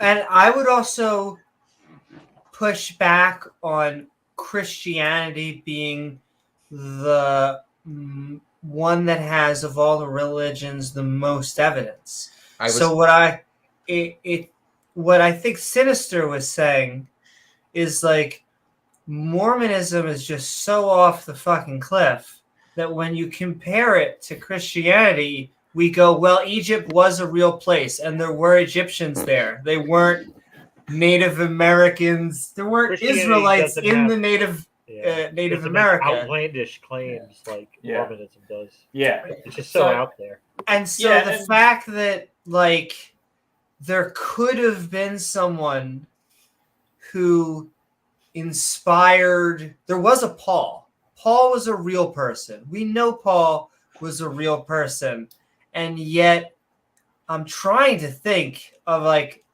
some of the people I guess you would be better at this, Sinister. But they just make up people, and so like yeah, I'm trying to think of some of the names now. Moroni and stuff like that. Yes, and their techniques of him going with the golden plates when he was also a known convicted. We don't know if Paul was a fraudster. We know Joseph Smith was a fraudster. Could have been hallucinating or could have been crazy. Yeah. But oh no, go. Sorry, it's just a matter like we know there were no Bronze Age submarines. We know Jews don't have Native American DNA, or Native Americans don't have Jewish DNA. We know two civilization ending battles have never been found anywhere in North or South America, fought in the same place. Or that black skin is not a curse from Ham. And I guess, sorry, go on. And red skin also isn't a curse because the Jewish Native Americans rebelled against their father. I forget what the story was. And no evidence of Judaism being practiced in North America. Yeah. Yeah, I guess all the bad arguments and the sort of this discussion sort of evoked them within me about all the clumsy ways with people I've tried to defend Christianity in the past, and I guess one of the things was that the bait worked. What? I don't know what you're talking about. But I will say this, James. I completely understand, and I would say that there are ups and downs to each and all of these. Like, I look at Judaism, and I like how secularized they have slowly but surely become. And there's a piece of me that says, well, should they say be a secular Jew, be a wada. But I try not to give in to that impulse because I feel like it's important to try and get rid of religion. It's like, I think you're amazing, and I don't want people to be prejudiced to Jews, and yet I don't like Yahweh. I don't think there's any good evidence for him or his miracles or all this stuff. And so I guess I could feel my bias, like as an ex of something, just like Sinister will always be an ex-Mormon, and that's going to be her bias. And yet, because of that, it just means that I become a better communicator to get rid of that religion. I mean, I think that the Jewish people can move forward. They can move forward without the baggage of the religion. It's not really sure. necessary. Most of them do. No, that's why I like if you are a Jewish person. Exactly. I hope, like, as in continual to hopefully go in that direction. But we're gonna get one more person in, and we're only going to be probably streaming for the next 10 to 20 hours. But is it Michael Michelle? Hello? Is this working? Michelle? You have an echo. Let me mute myself, sorry. Welcome to Midnight Ranting. We are talking about converting atheists to Christianity, and at least that's the subject. We watched a video as well as very cautiously here. Yes. And hello, Lemon. You need a bit of voice changer. Or it's Lemon. He needs a better voice changer. Okay. Damn it. I'm sorry. I'm sorry. I've got to. It was Lemon. Keep trying, Lemon. It wasn't a bad voice changer, to be honest with you.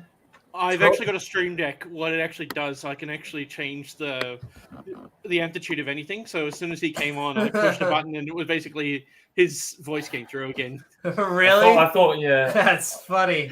I need to get Stream Deck. Trolling is an art form, and it takes a while to master it. It's true. Trolling is an art form. Like Hayley's troll game was not very strong. Even video. She was not good at it. I am so they sussed her out almost immediately. The Talk Heathen episode is an hour and 22 minutes. She spent 7 close. If you're giving her they got her. They smoked her out pretty damn quick. Like she wasn't even listening for it. She wasn't even prepared for it, really. Indeed, it just sounded like she jumped on, which I guess is fine. But... Oh no, sorry. say it. If you're still listening, Lemon, if you want a good voice changer, you'd want to get the Realtek one. It does a better sounding, and it doesn't get the reverb that you get in a lot of them. And it cannot be distributed so easily like I was able to do with my Stream Decks. Hey, did you ever want to hear mine? Hold on, click. How you doing, Beebsy? Want to go out for a date tonight? Hey, sweetie, that would just be fine. Oh my, yeah, sold. Hey, come go for it. But the fact is, I can actually do this naturally. I don't need a voice changer to do it. Or else it will just be rather weird. Oh my! See, that just makes me think you're gonna have sex with yourself later on. But that might be with a glass of wine. That actually sounds pretty good. Hey, with a dick like mine, going fucking yourself, it's a real option. Binge thinker? Mr. Batman agrees. While this is going on, I would, if you want to come on and say why churches have no reason to lie, I think we'd love to discuss that. Are they in there? Yes, and you'll be the last thing, because we are about to go to outros. I keep on trying to bait people into joining us, but we keep on having Lemon parties. As much as we love Lemon, we're sending so much love to him. But yeah, I mean, I'm sending love to V57 as well as Michael Smith. I know it gets spicy with all the skeptics. And I know sometimes you're in sweatpants eating your ice cream, and someone's always like, if you don't join, then you're, a chicken. However, if you don't join, no, I'm just kidding. We're about to wrap up, unless... Coddle the theist, Newman. Coddle him. I know. Well, I'll say this. This is my last thing, then. Did you see that I'm pretty sure Darth left the politics server, which is so funny to me? Where's he going now? I think he's going to go to a server. He'll have to go to Clubhouse. He'll do Clubhouse debates. You know what, Amy, everyone, I feel like I've a bit bad on Darth, to be honest. You know why? Because I've only ever heard him like on the Tom Rabbit channel and only selected clips. For all I know, everything else he's doing magnificent work and stuff like that outside of these selected clips. I don't know. Yeah. Well, it's almost like Gary just has to sit down and have a conversation long and hard with his mom on who should actually be making sandwiches. I feel like he needs to put in the hard work. Dinner! That's right. Michael says saying, up from the basement. Gary. Also, he hates that stuff, but he loves finding out. Just like Kent, he loves finding out people's names and getting them wrong. Yes, and getting them wrong. Focus. I can't help it. I'm also looking at chat. Sending so much love, Michael. Has Ken Hovind ever gotten someone's name right? All I know is that he gets one subject very clear. When it comes to whale genitals, he is A on his game. Which, James, once again, you have seriously, the way that you said that sentence, that is how I scam bait. Like, the only way that I get to say Sarah loves dick is I say it in like a long sentence. I'm like, oh my God, how the Loves Dicks have been trying to get a family portrait forever. It's just great. And so you say something terrible or like risque, but by the time you finish your sentence, you have nullified it, because I'm trying to think how you did it. You were like, you said the ball and joint socket. I don't know how you did it, but the way you did it was fantastic. So go check out Atheist Junior's compilation, as well as the debate. I'm gonna have to challenge Ken Hovind to a debate sometime on evolution, just to talk to him about his understanding of computers. Yeah, well, talk to them about any of him and Antangelo and all of them. I think he'll intentionally act like he knows nothing about computer science. Yeah, he doesn't. Yeah, but I just want to talk to him about IT. We're about to hit the 3:30. You want to be a new IT person? Yeah. And No creation. That's right. He does need a new IT. He needs a new IT, a new film. If you would like to be a slave in the non-kinky version, just head on down to Dinosaur Adventureland. But You had my erection until I had done pinky. Can you bring me and Matt Powell a new bar of soap, please? I don't know. I think Matt. I think there's something Kent would not really appreciate about me openly. You? Is it the fact that you have tits? The hat? The hats? I think it does begin with a T. It does. Yeah. He try a lot of dad jokes on you, Sinister, I think. Oh. It's funny whenever guys start to it's almost though it could be girls, but I generally tell them just to call me Daddy. They're like, "What was your old name?" I'm like, "Daddy." Sometimes I go jealous. I've had one or two Christians and Jews that have gone, you got me. But sometimes they get really mad when I say that. Why do they need to know that? Why do they want to know your original? Can I tell you why? So they can call you by it? I'll tell you why. Yeah, yes, but let's get even down to like a more primal level. It's because they want to have power over you. They feel like if they have this, it's like a thing. It is the same thing like trying to say, hey, were you born a biological male or female? They say this because what they're doing is they are breaking a social rule that we have of trying not to make people awkward in normal conversation, because it's something that like no trans person goes around like, guess who changed their chromosomes today? It is always like, from a sociological perspective, you must understand that we as organisms, and so they bunch that down into, so you think that a man can become a woman. They're like, is that what I said? I'm pretty sure what you said. And so they have to straw man us. But when we steel man them, they sound ridiculous. How did women come about? Well, there was just a man until a talking snake came about and upset his female partner who came from a rib, from the man's rib. That's the steel man version of the literal Christian. Now, if you're a metaphorical Christian, of course, you're like, well, that's just preposterous. I just celebrate Christmas. All right, great. But like the people who actually think that women came from ribs, you cannot lecture any skeptic, not even a transgender person, on biology, because you don't give a shit. I'll say the spiciest thing that I've said, because I hate going into politics. Well, I just want to point out something biologically. If Eve came from Adam's rib, that means Eve is most likely a clone, and therefore Eve has XY chromosomes. No, they only took ribs from one side, so it was from the X side, not the X or the Y side. Sure, that's the way that works. I'm sorry, it's just a matter of those ones. But then, would you like to know why Ken Hovind's dad jokes are so bad? Because they're dad jokes and Ken Hovind isn't funny? This is set up. Why? Because he only tried doing dad jokes after he was told his wife was pregnant, but we all know it's the milkman.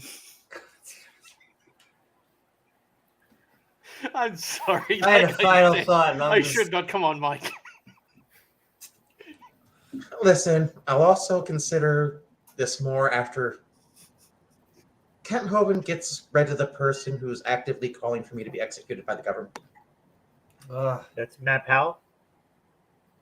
Is Matt, that doesn't surprise me that they say you should be.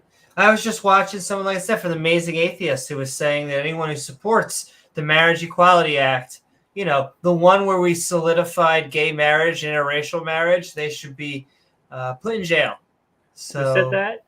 Amazing Atheist? No. Someone that the Amazing Atheist was watching. The Amazing Atheist is, I think, a liberal or socialist. He's something. Is he still around? He is. He has almost 1 million subscribers. I know that, like, the 2010 hits is coming back. Is it? Yeah. I don't know if anybody else got this impression. I always saw, like, the Drunken Peasants podcast. It was, I don't know. I enjoyed it, but I found it a little bit alt-right at times. Hey, there's a few that have gone. I know there's I didn't really even watch the Young Turks that much, but now that one guy from the Young Turks is going. The Young Turks. Right. Sorry. I thought that one was funny, if unintentional. Yeah, I know who you're talking about, Amy. I can't remember. He tries to convince Sam Harris and Bill Maher to be like right wing now, but he's not very good at it. Yeah. And once again, I'm not anti-conservative. I give this. I've learned that because it's not a true dichotomy. You have to be liberal, anti-liberal. I've figured out. I'll be my spiciest moment.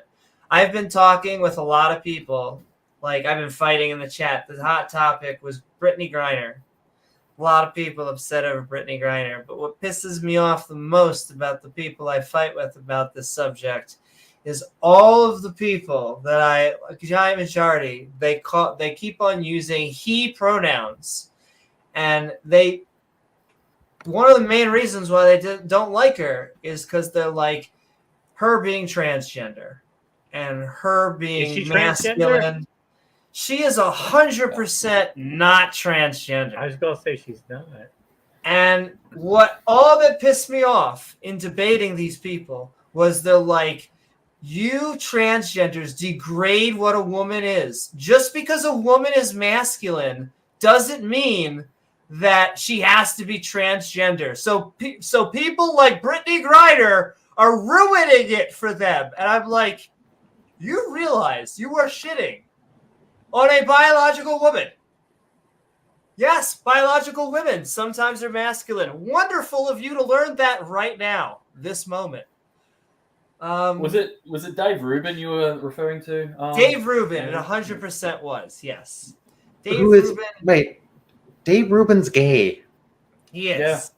He would call himself probably a libertarian. If I was steel manning him, he'd probably call himself a libertarian. He'd probably say he was a liberal until the liberals got taken over or something like that. But he tries to talk to Sam Harris and Bill Maher, because I'm a fan of Sam Harris and Bill Maher, to try and get them over to there. But yeah, I find Dave Rubin to be surprisingly politically correct. And I always get weirded out sometimes by I left a tribe and then I really hard. And I get that as an atheist, we kind of all have left a tribe. But, like, I don't know. It's weird in politics and stuff. I still try to, even in I've started to use the L word. I've started to identify with a liberal. And even then, I won't shit on conservatism because I don't want to radicalize. I don't want to drop all the values I have. I don't know. It's a complicated thing, but I guess I am happy Americans are home. There is another American that could have came home named Paul. Paul was never part of this deal. The Russians wanted Germany to release a prisoner. So the Russians said, we will trade Brittany Griner or you will get no one. So, and that's why Paul's family consented to it. And so I just hate this shit that I support getting not just Americans, but Westerners. Or I even hate the term Western. It really should be secular countries. I support any secular countries, getting them from criminal states like Russia that are autocratic and theocratic, and sometimes a mix of both. So, yeah, that's my spiciest take of that. I'm always glad to have people home happy and safe. I just want to point out that even though we've all left different tribes, we'll all be Mormons after we're dead. There you go. We will all get a planet afterwards. There you have it. And on that note, we have been midnight ranting on converting atheists to Christianity. And if you're Mormon, Christianity is space. And with that, we are going into our outros.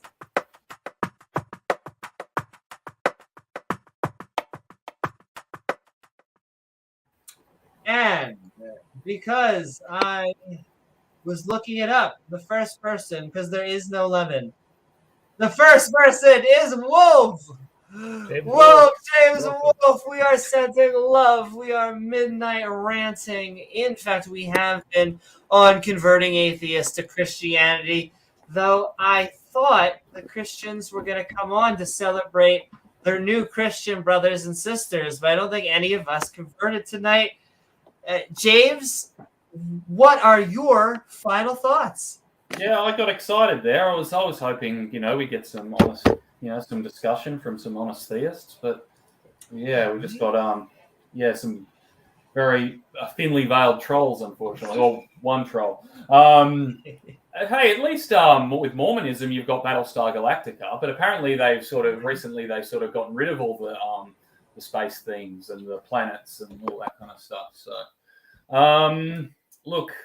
converting atheists to Christianity. So, as I said, it's sort of like I've really can only speak to this from a personal perspective because I have gone through this process, even though,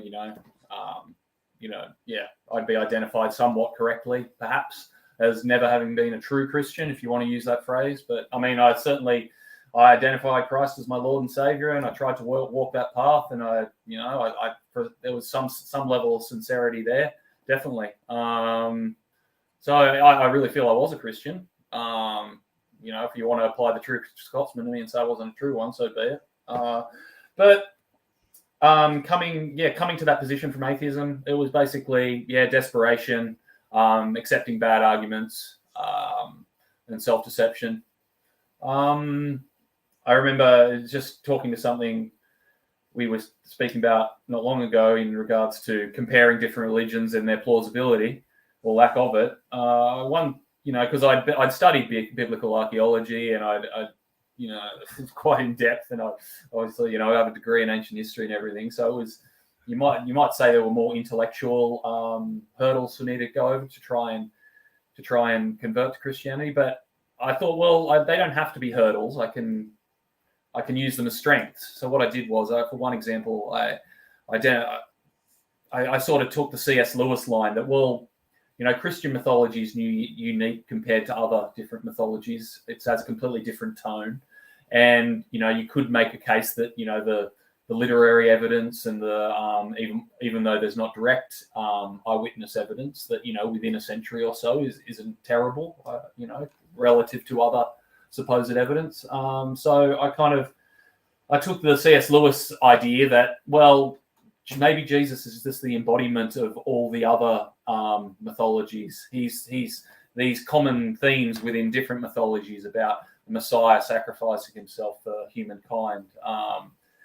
Maybe that's, because that's on the heart of humankind. That's what Jordan Peterson might say is a hyper truth within all humankind. These common themes within different mythologies.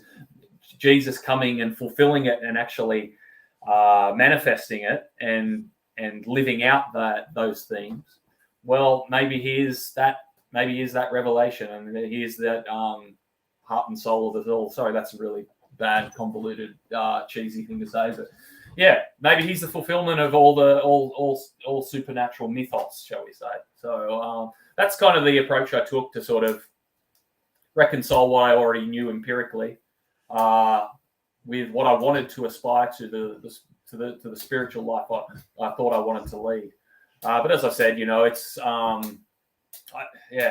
couldn't keep it up. I couldn't maintain it for a lengthy period of time, particularly when I saw that it wasn't an indispensable. I hate to interrupt you. No, you're right. I just want you to know that they have a pill for that.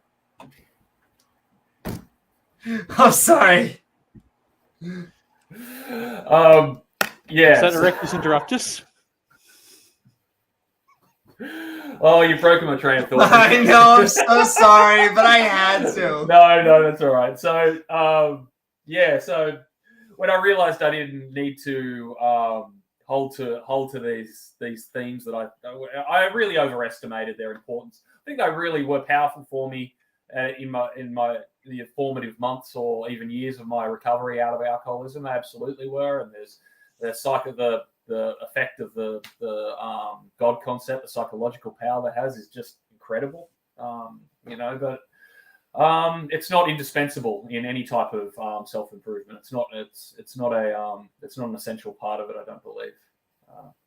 At least it wasn't for me. I don't think. And I like to think I'm sort of living that now, living my best life for it now. So. Woohoo! Glad to have you on, Sounds Jim. like it, Appreciate James. Exactly. Glad to have you on board. And like I said, it is just glad to have people like you, Pat, and Mark, who actually do science, do research, go out in the field. Creationists, could learn a thing or two. It's called doing research. But That's pretty hard, Amy. That research is hard. I know. We could just pick up the Bible and choose to believe whatever it says. I mean, that's pretty easy, right? Exactly. Well, you could go out and test your beliefs, or you could just believe something because it says so in a book. But God will be happier if you just do it on faith rather than testing it. Exactly. Jesus will be happy.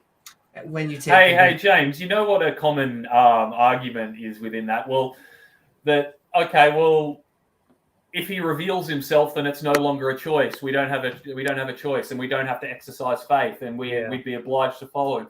But yes, of course he could reveal himself, and we could still either willingly follow him or not. Anyway, you go. No. Can I tell you how they go by? Satan knew he was real and still revolted against him. Not only did Satan know he was real, he knew for 100% fact that his revolt would fail, and he just decided to do it anyway because reasons. Yeah. No, thanks for having me on, guys. Always enjoy it. Yes, Thanks, thank James. you so very much, James. Keep on coming on. And the Sinister Porpoise. We have been Midnight Ranting on converting atheists to Christianity. And what are your final thoughts? I am the Sinister Porpoise. When you think of Sinister Porpoises, think of the Sinister Porpoise. And there is one thing I wanted to say about Hayley specifically. We all sometimes need more maturity. And sometimes I also just think sometimes we just need to leave people behind. Like there was someone here who thought that it would be a good idea for him to join the Proud Boys and didn't quite understand my objections to it. There was plenty of evidence that he was a Trump-supporting QAnon follower, and I just basically said, you know what? You're not worth my time anymore, and sometimes we just need to do that with people. And I don't know if that was the case with Hayley. I am sorry about your cat. Speaking of cats, okay, I think that's back there. Kitty. And, well, I don't consider myself an atheist simply because I don't think it fits me, and also because there are certain atheists online that I just don't want to be identified with. Whether that's fair or not, and I understand it's like, maybe I fit the definition depending on which definition you're using, but I also don't think it doesn't matter, because what we really need to do is we all just need to be excellent to each other. So thanks for having me on, and until next time, so long, and thanks for all the fish. Thanks, Porpoise. Woohoo! Thank you so very much, Porpoise. It is lovely having you on. And also number 42. Beamsy. We have been Midnight Ranting on converting atheists to Christianity. It was lovely having. Sidekick would not be the right word. I feel like you guys can have a partnership and do a tour where. See, now I didn't even want to say it, but because we keep on saying it, I just feel like then you two could go lemon party on yourself. I have somehow figured out a way to fit it back in, which is, by the way, what they're trying to do in Lemon Party. I figured it out twice. There you go, Beamsy. We have been Midnight Ranting on converting someone, who knows, atheist to Christianity. We hope that you had a lovely time. And what are your final thoughts? Who else but you could spin this right round, baby? Round like a record. Right round like.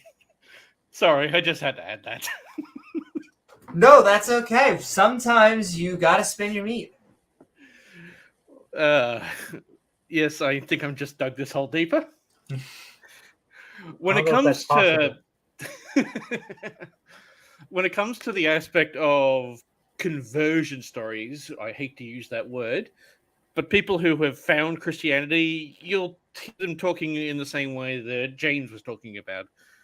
Desperation through...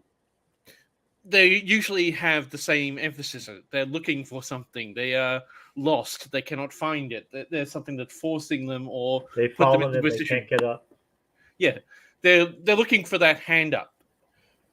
That's pretty much the common denomination you'll find with anyone who has found the Christian faith or found any faith for that matter. But if you speak to an atheist of why they're an atheist, the stories you'll hear are incredibly diverse and varied. So converting from such a diverse and different viewpoint to a mono view on things is something that is very difficult. You might get one or two, but you'll never on a large scale convert a group of atheists to any of the theistic established religions. The closest you'll get is for someone like me, who can separate the real and the fake. Sorry. Sounds good. Thank you so very much, Beamsy.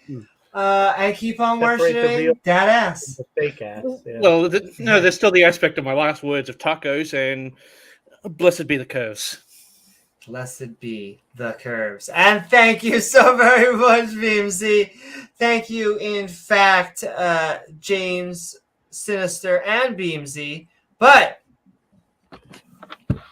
the pilots, and I'm going to put on as we are landing the plane, James W., we have been midnight ranting on a lot of the times you are bringing us juicy topics. This time I brought the topic because I couldn't even this time. I couldn't even believe what my ears were hearing. Nonetheless, It is pretty amazing, isn't it?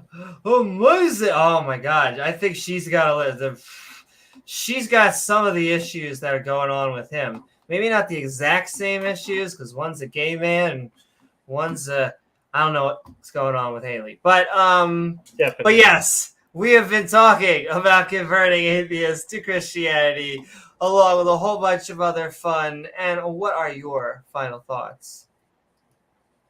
Well, guys, once again, thanks for spending your time with us. It's 4:43 in the morning. We've still got people watching. That's pretty amazing. It was a fun video to watch. It was at least entertaining. At least she provided some amusement for us, but, you know, kind of light on content, but otherwise a interesting little diversion. But thanks, guys, and we'll be back. I think Amy is planning on doing a marathon stream on Saturday, so come check that out. Thanks, guys. Woo-hoo. Thank you so very much, James. Yes, I'm going to see how long that I can improv with my props.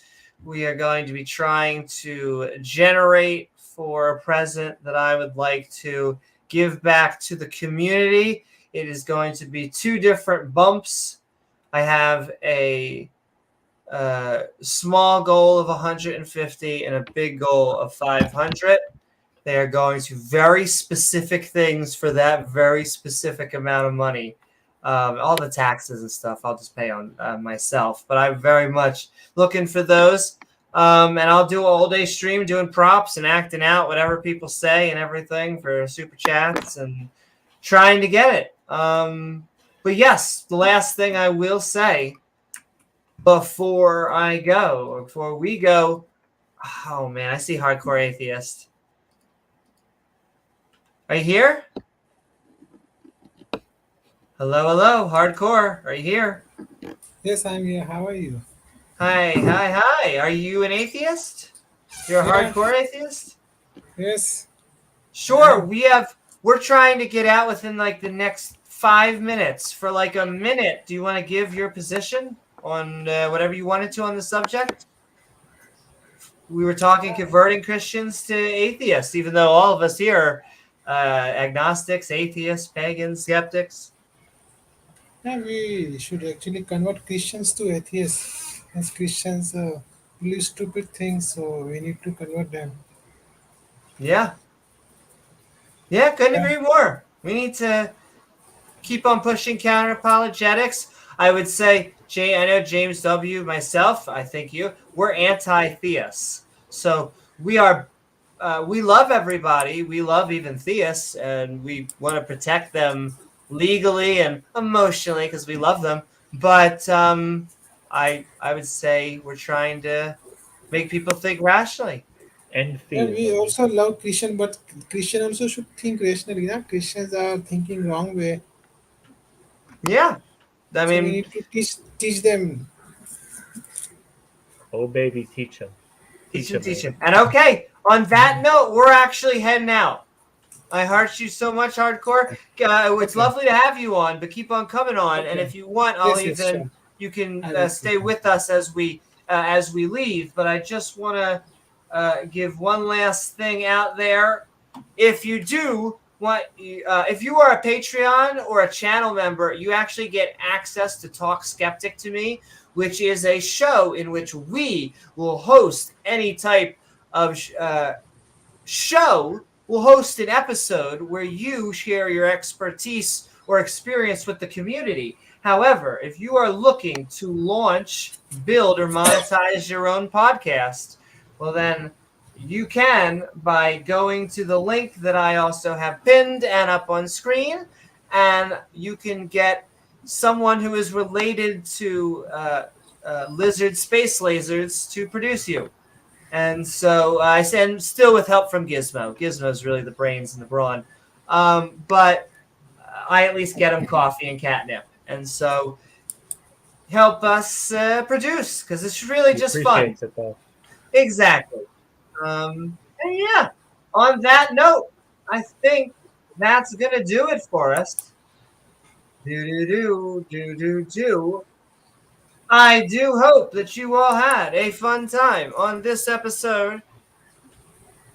In fact, I'll show all our lovely faces. I normally wait, but we got someone new. I hope you all had a lovely time on this episode of Midnight Ranting, Converting Atheists to Christianity, dun, dun, where we watched a video called Talk Heathen 06.51 with ObjectivelyDan and student Dr. Ben, two amazing atheists from the channel Talk Heathen, as my former roommate Hayley stepped up to bat, and I think, James, we can agree she struck out, right? I think, she swung for the fences, but she didn't hit anything.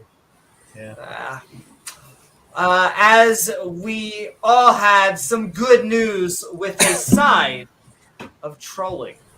However, I do want to thank my co-host James W.